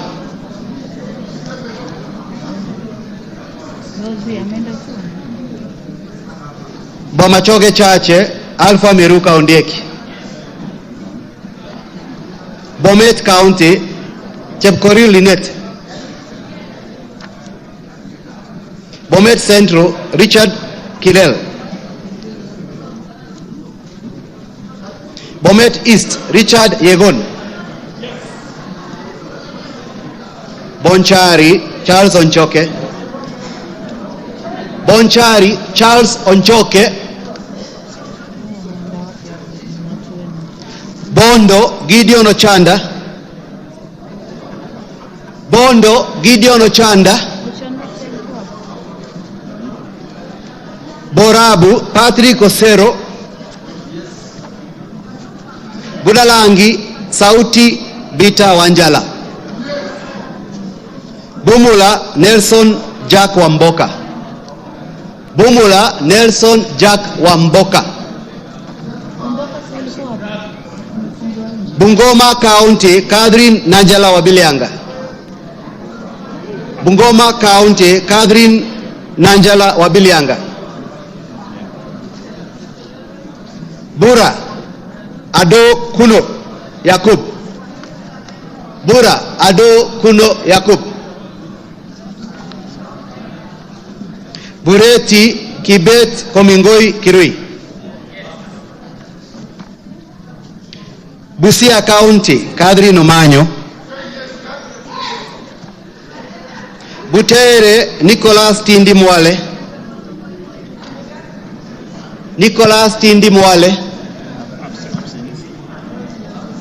Butula, Joseph Oyula. Butula, Joseph Oyula. Buri, Muruidhania Rindikiri Mugambi. Central Imenti, Moses Nguchine. Changamwe, Omar Mwinyi.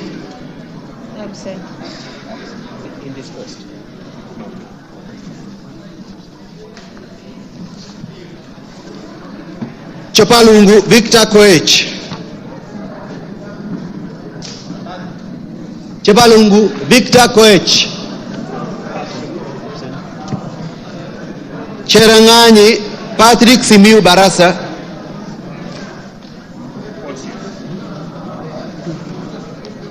Chesume, Paul Bego.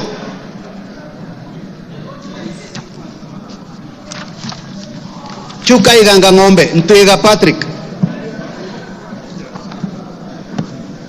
Dadab, Farama Alim. Yes. Dagoretti North, Beatrice Elachi. Dagoretti South, John Carey.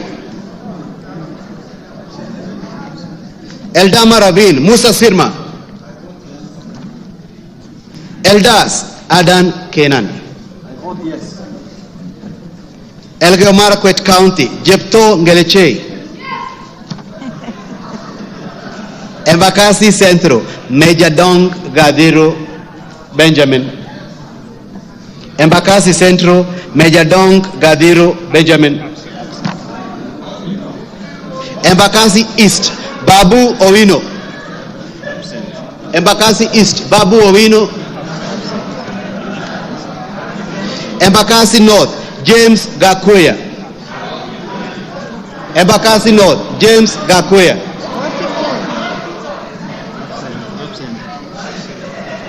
Embakasi South, Julius Mawade. Julius Mawade. Embakasi West, Mark Samuel Mwenje Mureithi. Mark Samuel Mwenje Mureithi.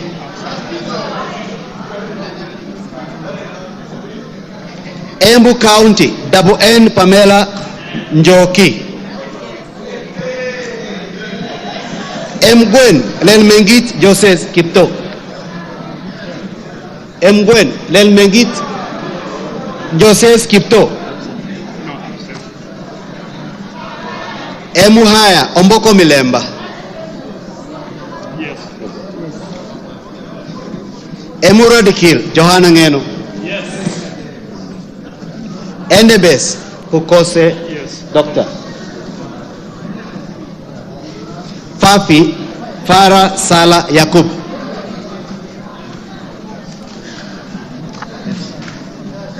Funyula Wilberforce Oundo Ojambo.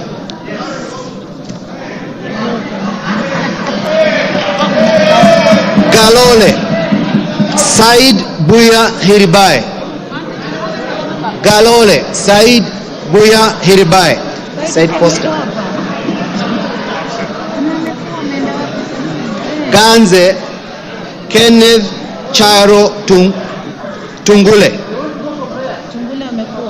Charo Kenneth Charo Tungule. Garissa County Udgon Amina.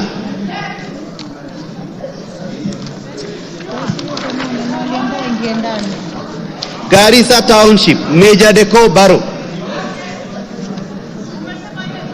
Garsen Ali Wario Guyo. Garsen Ali Wario Guyo. Katanga Mureu Wakili.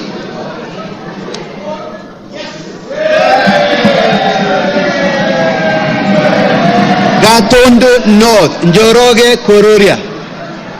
Gatondo North Njoroge Kururia. Yes, Upapule, yes. Gatondo South Gabriel Kagombe. Gatondo South Gabriel Kagombe. Gem Elisha Odhiambo. Gechogu Robert Gedenji Gechimu. Gilgil Mother Wangari. Githunguri Gathoni wa Muchomba. Githunguri Gathoni wa Muchomba.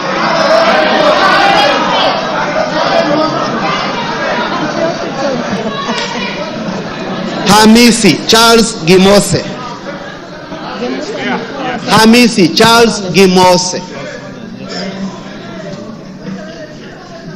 Homa Bay County Bensuda Joyce Otieno. Homa Bay Town George Peter Kaluma. Igembe Central Daniel Kili Karido. Igembe North Taitumu Mnaiba Julius. Igembe South John Paul Mwiregi. Ijara Abdi Ali. Ikolomani Bernard Shinali Masaka. Yes. Isiolo County Mumina Bonaya. Isiolo North Joseph Samal.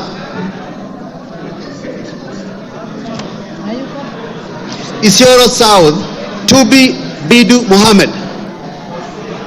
Tubi Bidu Mohammed. Jomvu Badibadi Twalib. Jomvu Badibadi Twalib. Juja Koimbori George. Juja Koimbori George.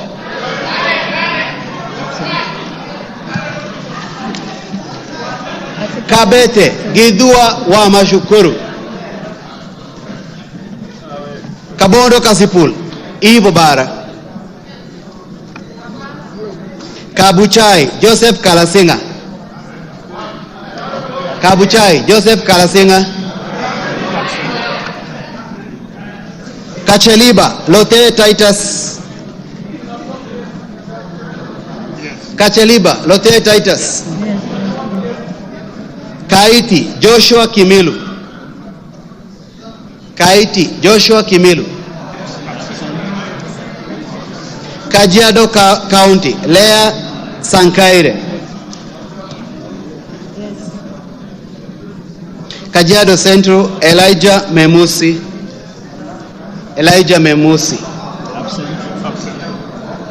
Kajiado East Kakuta Maimai,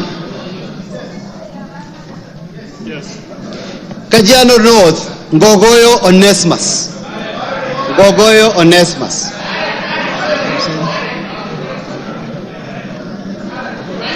Kajiado South Parashina Samuel Sakimba,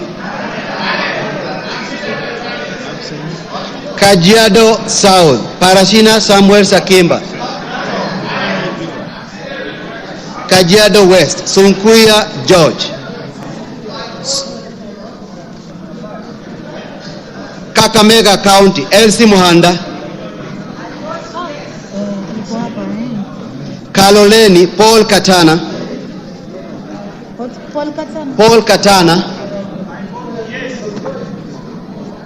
Kamukonji Abdi Yusuf, Kandara Njogona Chege,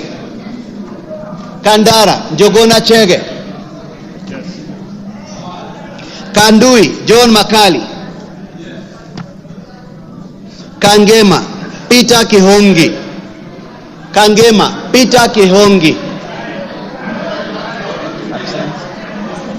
Kagundo Fabian Chule,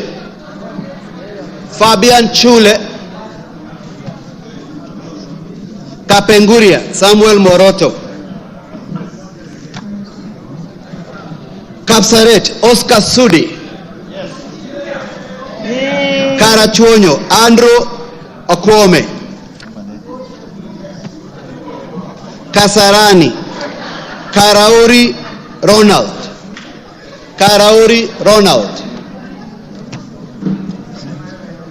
Kasipul Charles Were,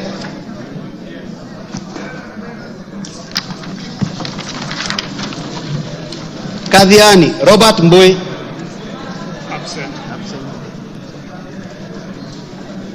Keio North Adams Kipsanai, Keio South Gideon Kimayo, Kericho County Beatrice Kemei,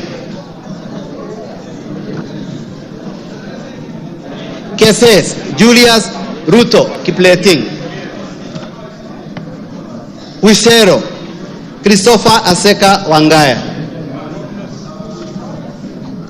Kiamba John Jogona Kawanjiku,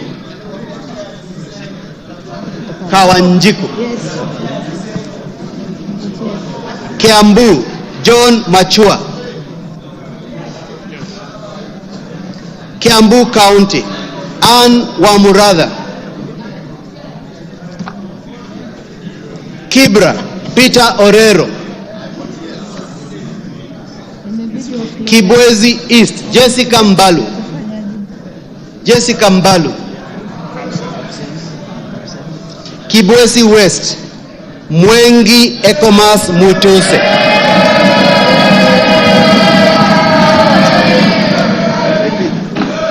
Kieni Njoroge Wainaina, Kigumo Joseph Munyoro,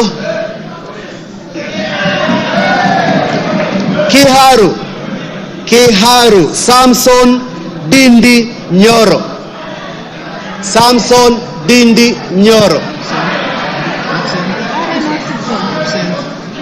Kikuyu Kimani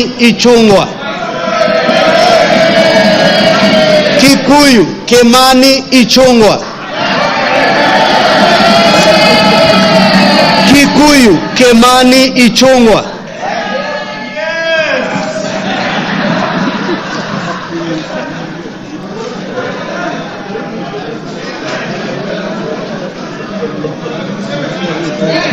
Kilgoris Sunkuli Julius Lekaken.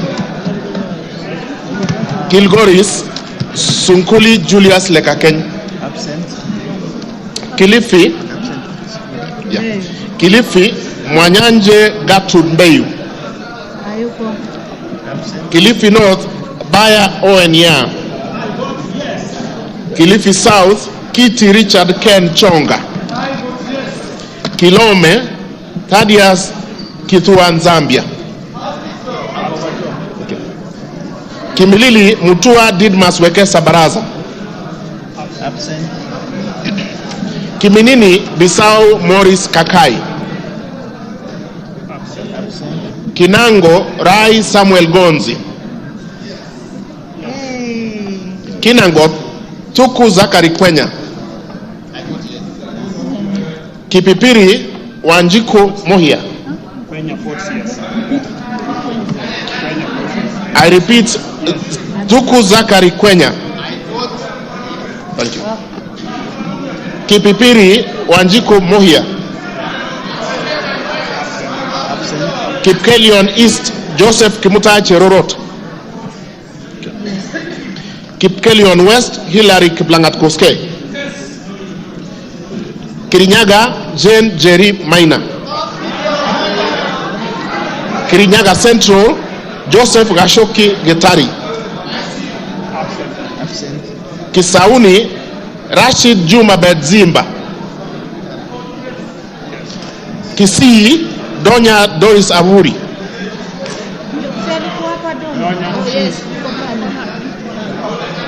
Okay. Kisumu Ruth Odhiambo Odinga Busia. Kisumu Central Joshua Odongo Oron. Kisumu East Shakil Ahmed Shabir Ahmed. Kisumu West Rosa Akinyi Buyu. Kitui Irene Mudhoni Kasalu. Kitui Central Makali Benson Mulu. Kitui East Nimrod Biduka Mbai. Kitui Rural David Mwalika Mboni. Kitui South Rachel Kaki Nyamai. Kitui West Edith Vethi Nyenze. Kitui Chache North Nyakundi Jafeth Mokae. Kitutu Chache South Anthony Kibagendi. Kitutu Masaba Clive Ombane Gisairo. Konoin Brighton Leonard Yegon. Kureso North Mutahi Alfred Kibrono. Kureso South Please repeat. Can I repeat? Kureso is North Mutahi Alfred Kibrono. Thank you. Kureso South Joseph Kipkoske Tanui. Kuria East Maisori Marwa Kitayama Kemero. Kuria West Matthias Nyamabe Robi. Kwale Fatuma Hamisi Masito. Kwanza Ferdinand Kevin Wanyonyi. Lafe Abdirahman Mohammed Abdi. Lagdera Abdikadir Hussein Muhammad. Laikipia Jane Wangeshi Kagiri. Laikipia East Festus Mwangi Kionjori. Laikipia North Sarah Paulata Korere. Laikipia West Stephen Washira Karani. Laisamis Joseph Lekuton. Lamu Monica Mudhoni Marufu. Lamu East Ruwaida Mohamed Obo. Lamu West Mudhamas Stanley Moirori. Langata Felix Odiwor Kode. Lari Joseph Buru Kahangara. Likoni Mishi Juma Hamisi Mboko. Likuyani Innocent Maino Mugabe. Likuyani. Okay. Limuru John Keragu Chege. Okay. Loima Protas Ewasit Akuja. Luanda Dick Maungu Oyugi. Lugari, yeah, he did. Yeah, he said yes. Okay.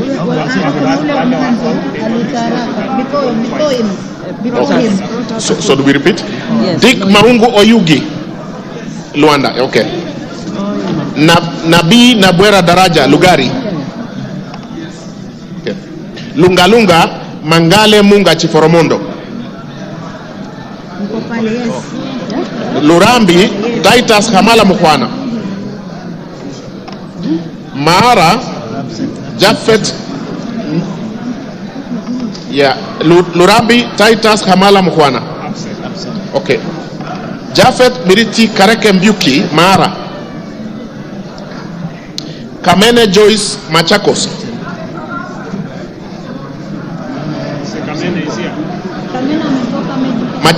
Machakos Town Caleb Mutiso Mule. Okay. Makadara George Aladwa Omwera. Yes, Aladwa. Makwiny Susan Ndunge Kiamba. Makwiny Rose Museo Mumo. Malava Moses Malulu Injendi. Malindi Amina Laura Mnyazi. Mandera North Bashir Sheikh Abdullahi. Yes, we have. Mandera Sheikh Umulkhair Kasim. Mandera East Hussein Waitan Muhammad Abdirahman. Okay. Mandera South Abdul Ibrahim Haro. Mandera West Adan Haji Yusuf. Manyata John Gitonga Mwaniki Mukunji.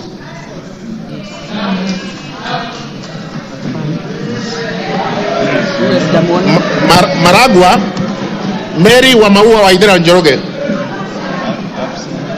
Okay. Marakwet East David Kangogo Bowen. Okay. Maragwa. Okay.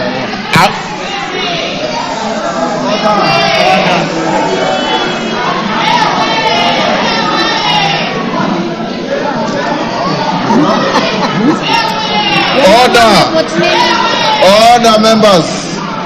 Order. Member for Kisumu. Order. Order.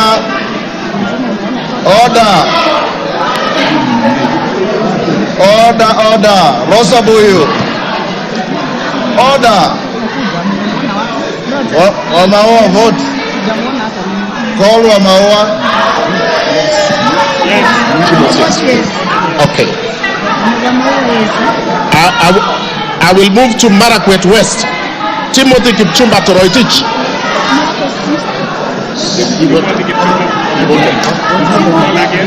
I will repeat, Timothy Kipchumba Toroitich.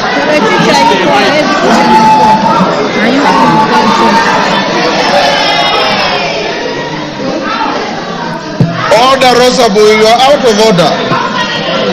Order.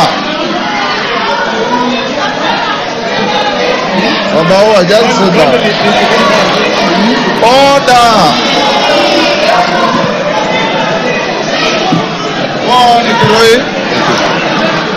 Timothy Kipchumba Toroitich, Marakwet West.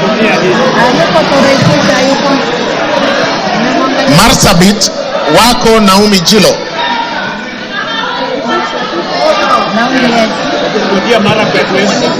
Okay, I repeat, Marakwet West. Order, Lillian Kogo. Order, Lillian. Order, Lillian Kogo. Take your seat. Take your seat. Order.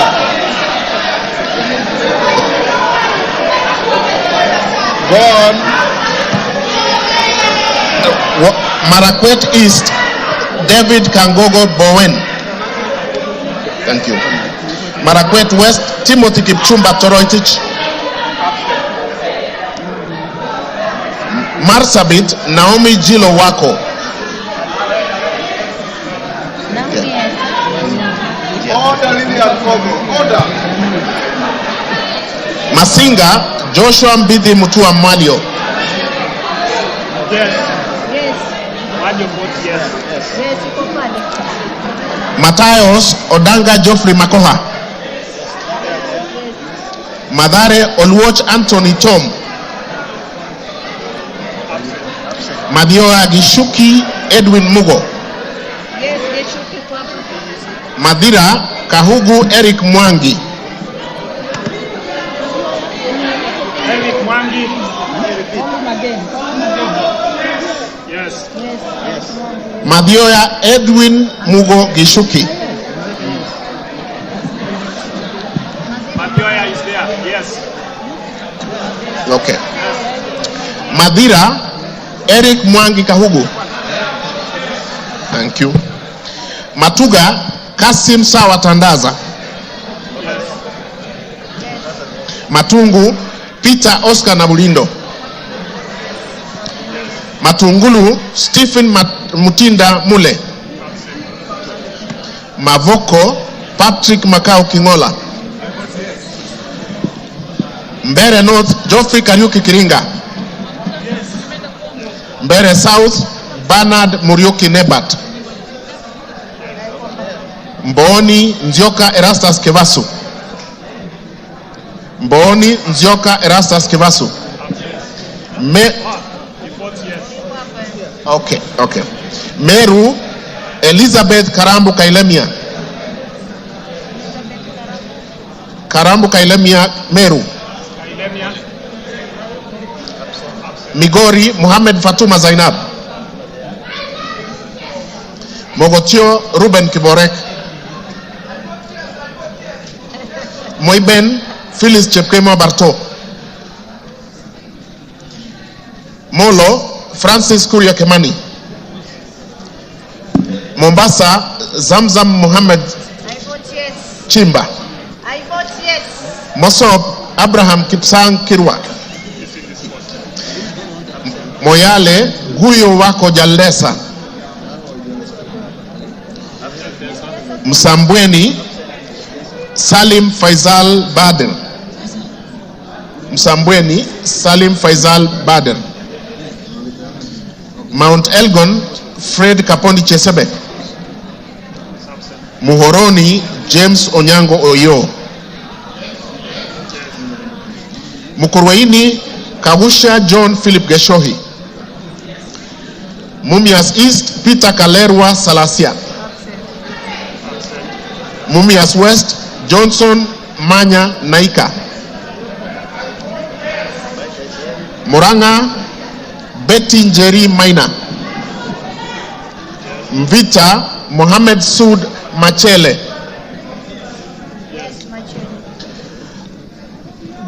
Mwala Musau Vincent Musioka. Mwatate Peter Mbogo Shake. Mwea Mary Maingi. Mwingi Central Gideon Mutemi Muliungi. Mwingi North Paul Musimi Nzengu. Mwingi West Charles Ngusia Nguna. Nairobi City Esther Mudoni Pasaris. Naivasha Jane Wanjiru Njeri Kihara. Nakuru Liza Chepkori Chelule. Nakuru Town East David Gikaria. Nakuru Town West Samuel Arama. Nambare Mulanya Geoffrey Ekesa.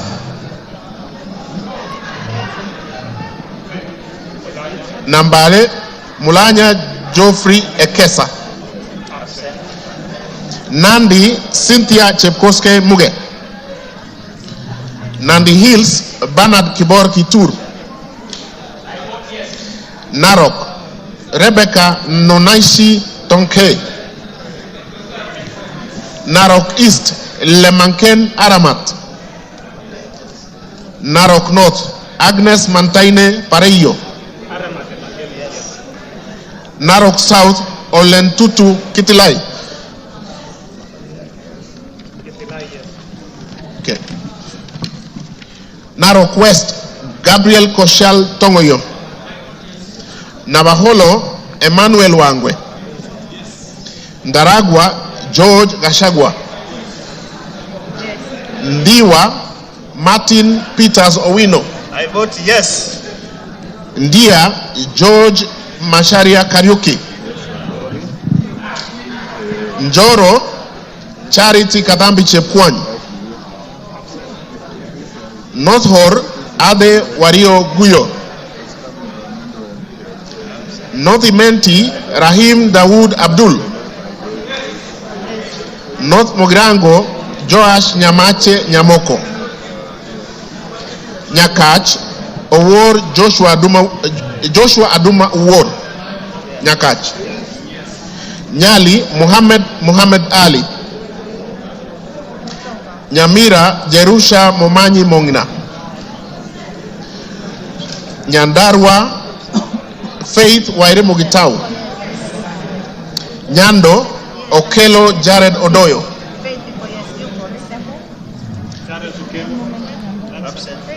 Jared Okelo Odoyo. Nyaribari Chache. Etari amevote. Nyaribari Chache Janda Zahir. Nyaribari Masaba Daniel Ogwoka Manduku. Nyatike Tombo ya Odege. Nyeri Rahab Mokami Washira. Nyeri Town Duncan Maina Madenge. Oljororok Michael Mwangi Mushira. Olkalau David Juguna Kiaraho. Odaya Michael Wambogo Wainaina. Pokot South David Losiakao Kosi. Rabai Mupe Anthony Kenga. Rangwe Lilian Achiengogo. Rarieda Paul Rangwe Gogo Lilian Achien. Thank you. Rarieda Paul Otienda Molo.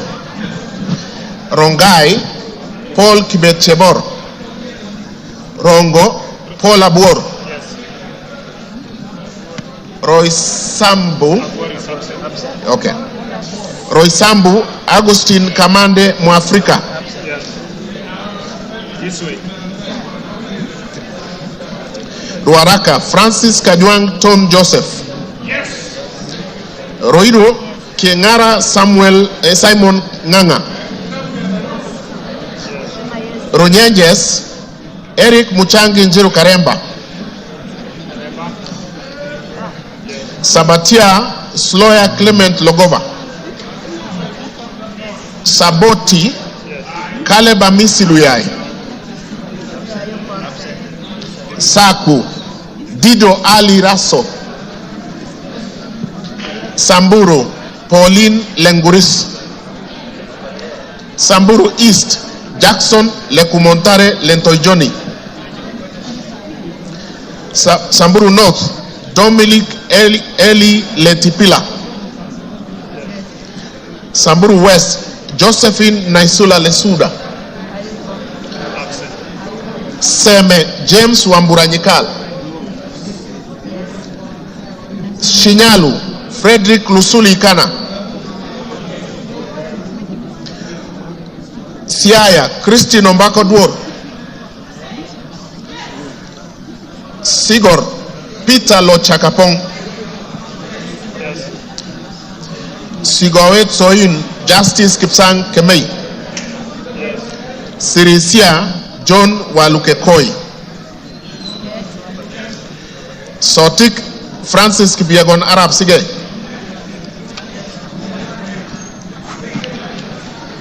South Menti Dr. Shadrach Mwiti Idenje. South Mogirangos Silvanas Osoro Nyego. Soy David Kiplagat. Starehe Mwago Amos Maina. Suba North Millie Grace Akoto Diambo. Suba South Karoli Omondi. Subukia Samuel Kinudia Gashobe. Suna East Mohammed Junet Sheikh Nu. Suna West Peter Francis Masara. Okay. Taita Taveta Lydia Haika Mnene Mizige. Misigi. Okay. Tana River Amina Dika Abdullahi. Tarbaj Hussein Abdi Bare. Taveta John Okano Bwire. Teso North Edward Kaunya Oku. Yes. Teso South Mary Emase Otucho. Tetu Geoffrey Wandeto Mwangi.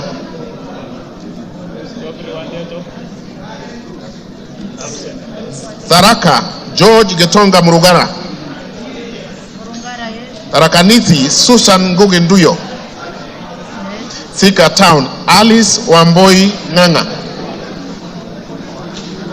Tiati William Kamket Kasait. Tigania East Lawrence Puruaburi. Tigania West John Kanywidia Mutunga. Tinderet Julius Melik Biwot. Yes. Tongaren John Murumba Chikati.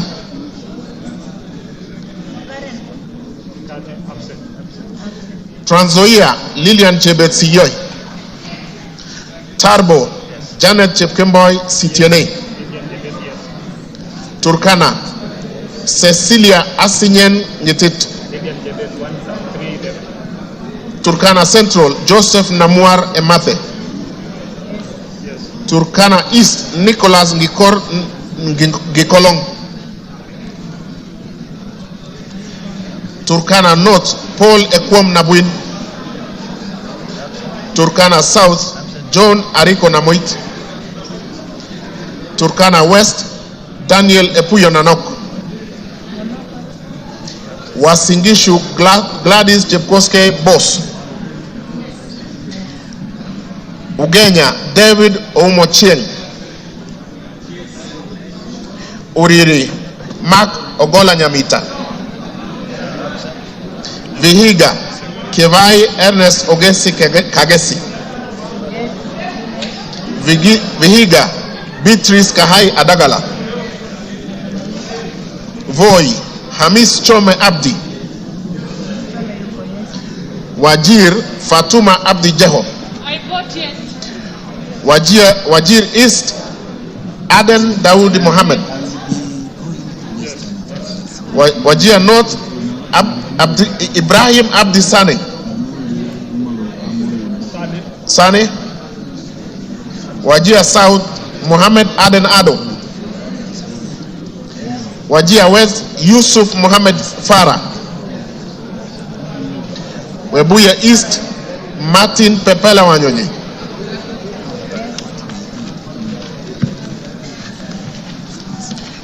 Webuye West Daniel Wanyamasitati.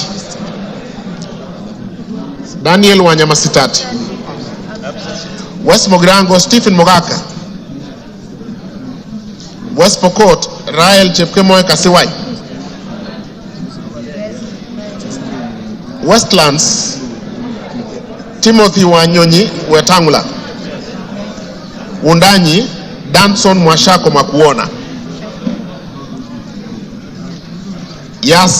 Yata Robert Ngui Basil, Ali Abdisirat Khalif, Sabina Wanjiru Chege, Joseph Hamis Sidena, Suleka Hulbale Harun, Dorothy Mudhoni Ikiara, Jackson Kipkemwa Koske,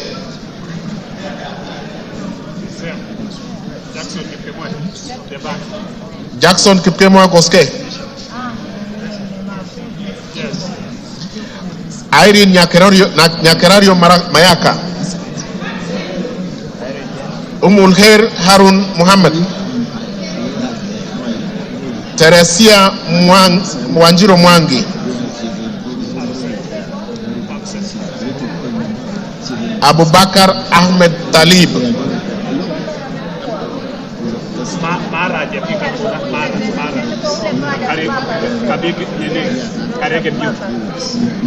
Mara.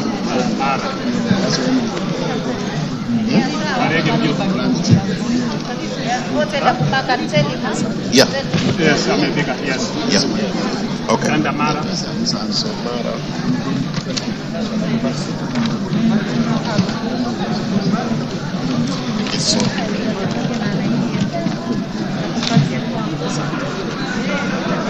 Mara, Jafet Miriti Kareke Mbuki.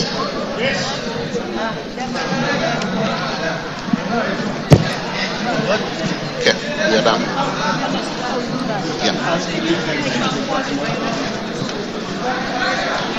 Order, members. Is there any member who has order, Kiborek? Order. Is there any member who has not had his or her name?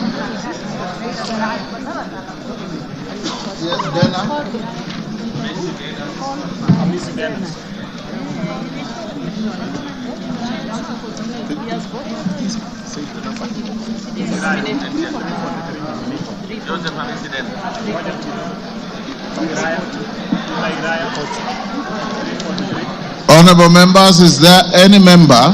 Yes. Yes. Joseph Wainaina Iraya.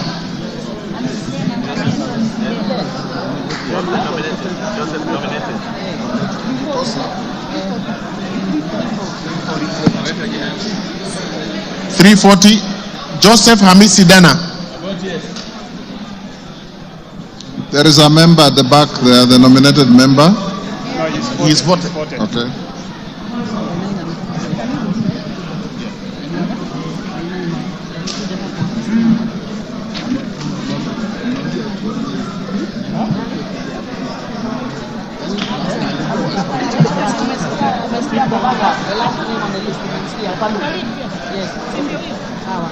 Honorable members, honorable members, is there any member who has not been called out on the roll call? No member.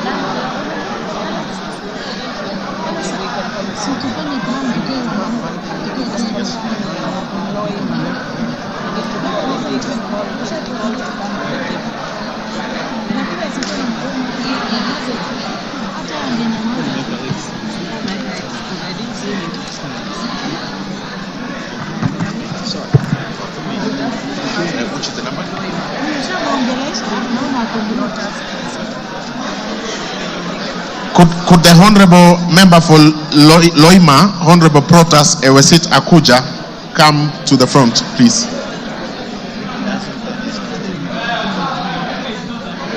Thank you.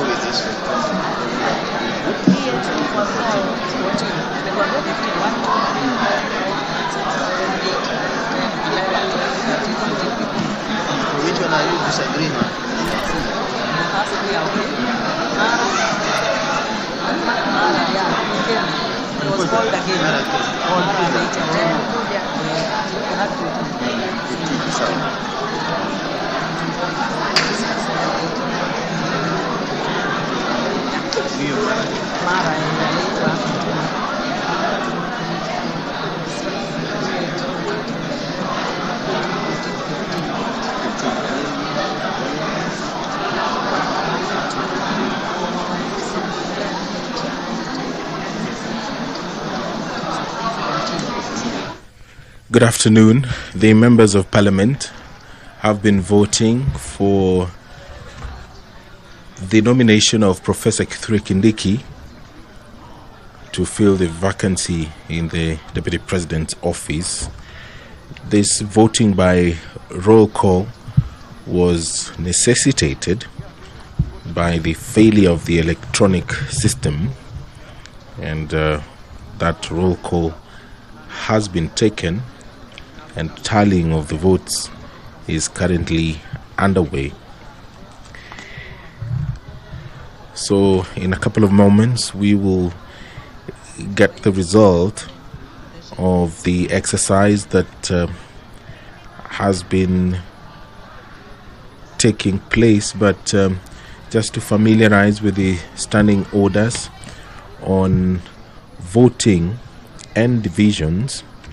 Standing Order 73, roll call voting. When the Speaker directs a roll call voting to be taken, the division bell shall be rung for 10 minutes. The names of one teller for the ayes and one teller for the nays shall be submitted to the Speaker, and the Speaker shall direct the tellers to take seats at a designated place, which we saw a couple of minutes ago. At the end of 10 minutes, the Speaker shall direct the doors to be locked and the bar drawn, and no member shall thereafter enter or leave the House until the roll call vote has been taken. When the doors have been locked and the bar drawn and the names of the tellers have been announced, the Speaker shall put the question again and direct the clerk to call out the names of members in alphabetical order in the presence of the tellers. When called out, each member shall thereupon rise in his or her place and declare assent or dissent to the question in the following manner: I vote yes, or I vote no, or I abstain, or use appropriate Kenya Sign Language. That is according to Standing Order 73 of the National Assembly. After the clerk has read the last name in the division list, the tellers shall present the result of the roll call vote to the Speaker, who shall thereupon announce the result of the vote to the House. So we are waiting for that process to conclude. On your screen you can see there's that activity taking place. The tellers are standing to the left of the screen. Just in front of the Speaker is the Member of Parliament for Endebess, Honorable Dr. Robert Bukose, and the Member of Parliament for Mdewa constituency there on your screen, Honorable Owino, who is also a teller, and they are being assisted by the clerks.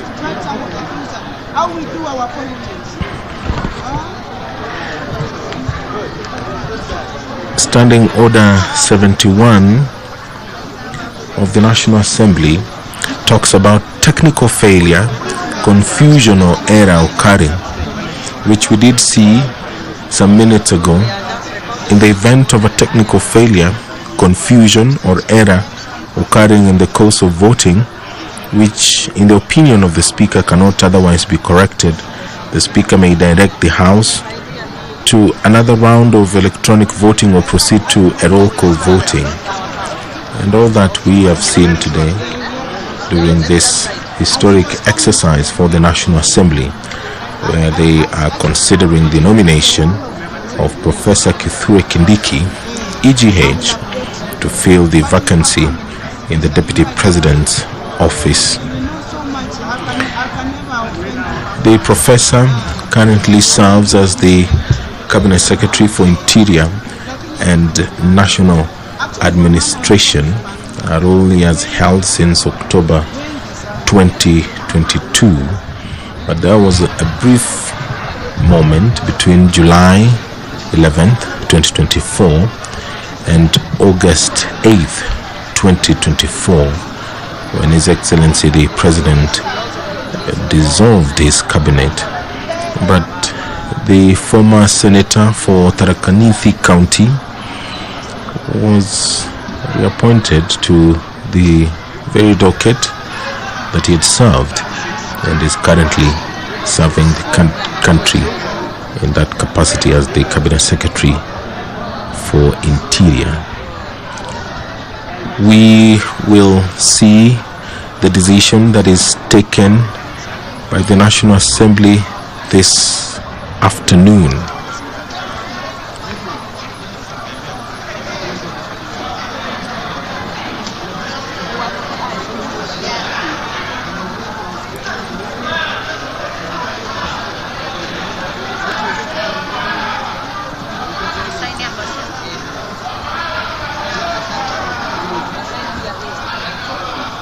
Order, honorable members, order.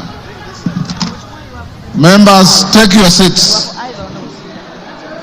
Take your seats.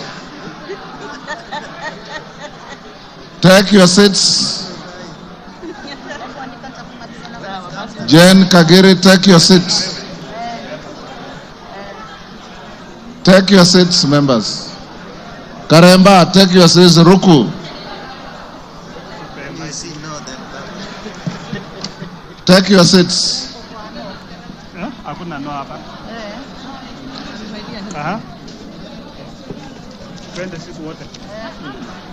Take your seats. So which one are we using?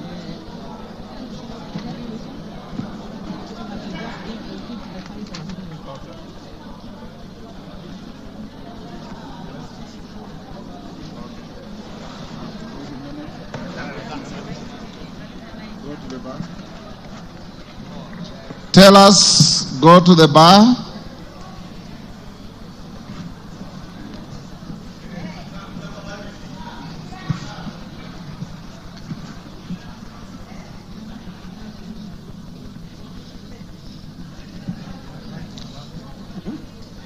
Tell us, approach the dispatch table now.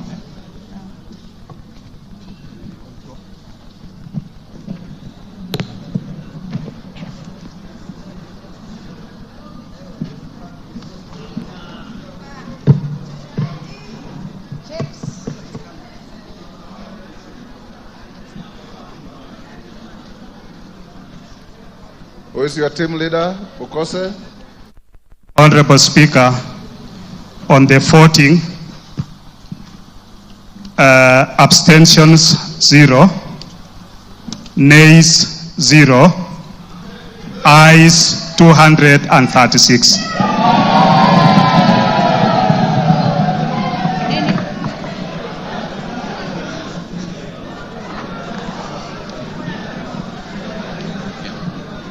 You have signed to the...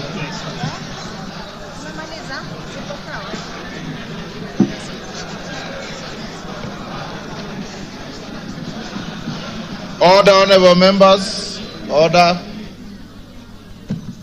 Order. Who is that member? Hillary. Take your seat. Honorable members, the vote on the nomination of Professor Kithure Kindiki to fill the vacancy in the office of the Deputy President of the Republic of Kenya is as follows. Abstentions, nil. Noes, nil. Ayes, 236. Present and voting, as we had advised you earlier, the vote is overwhelmingly yes.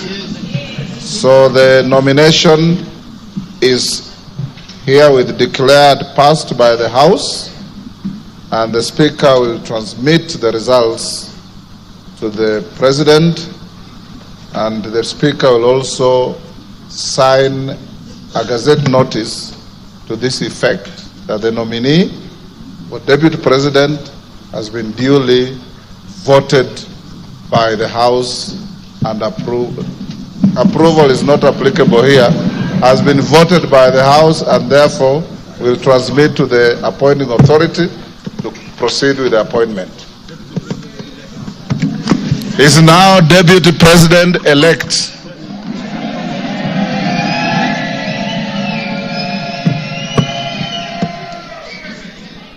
Members, having finished on the issue of the Deputy President-elect, it is now 1:54 p.m. and the House will adjourn until this afternoon at 2:30.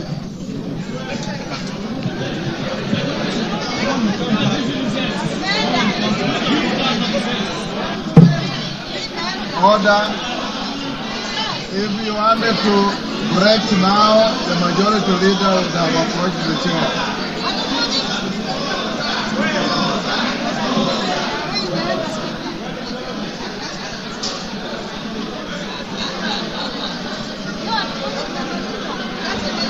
You've been watching the proceedings in the National Assembly, where the House has voted for the nominee to fill the position of Deputy President, and that is Professor Kithure Kindiki. That message will be transmitted to the President, and the Speaker of the National Assembly will gazette the decision of the National Assembly this afternoon. As things stand, Professor Kithure Kindiki is the Deputy President-elect.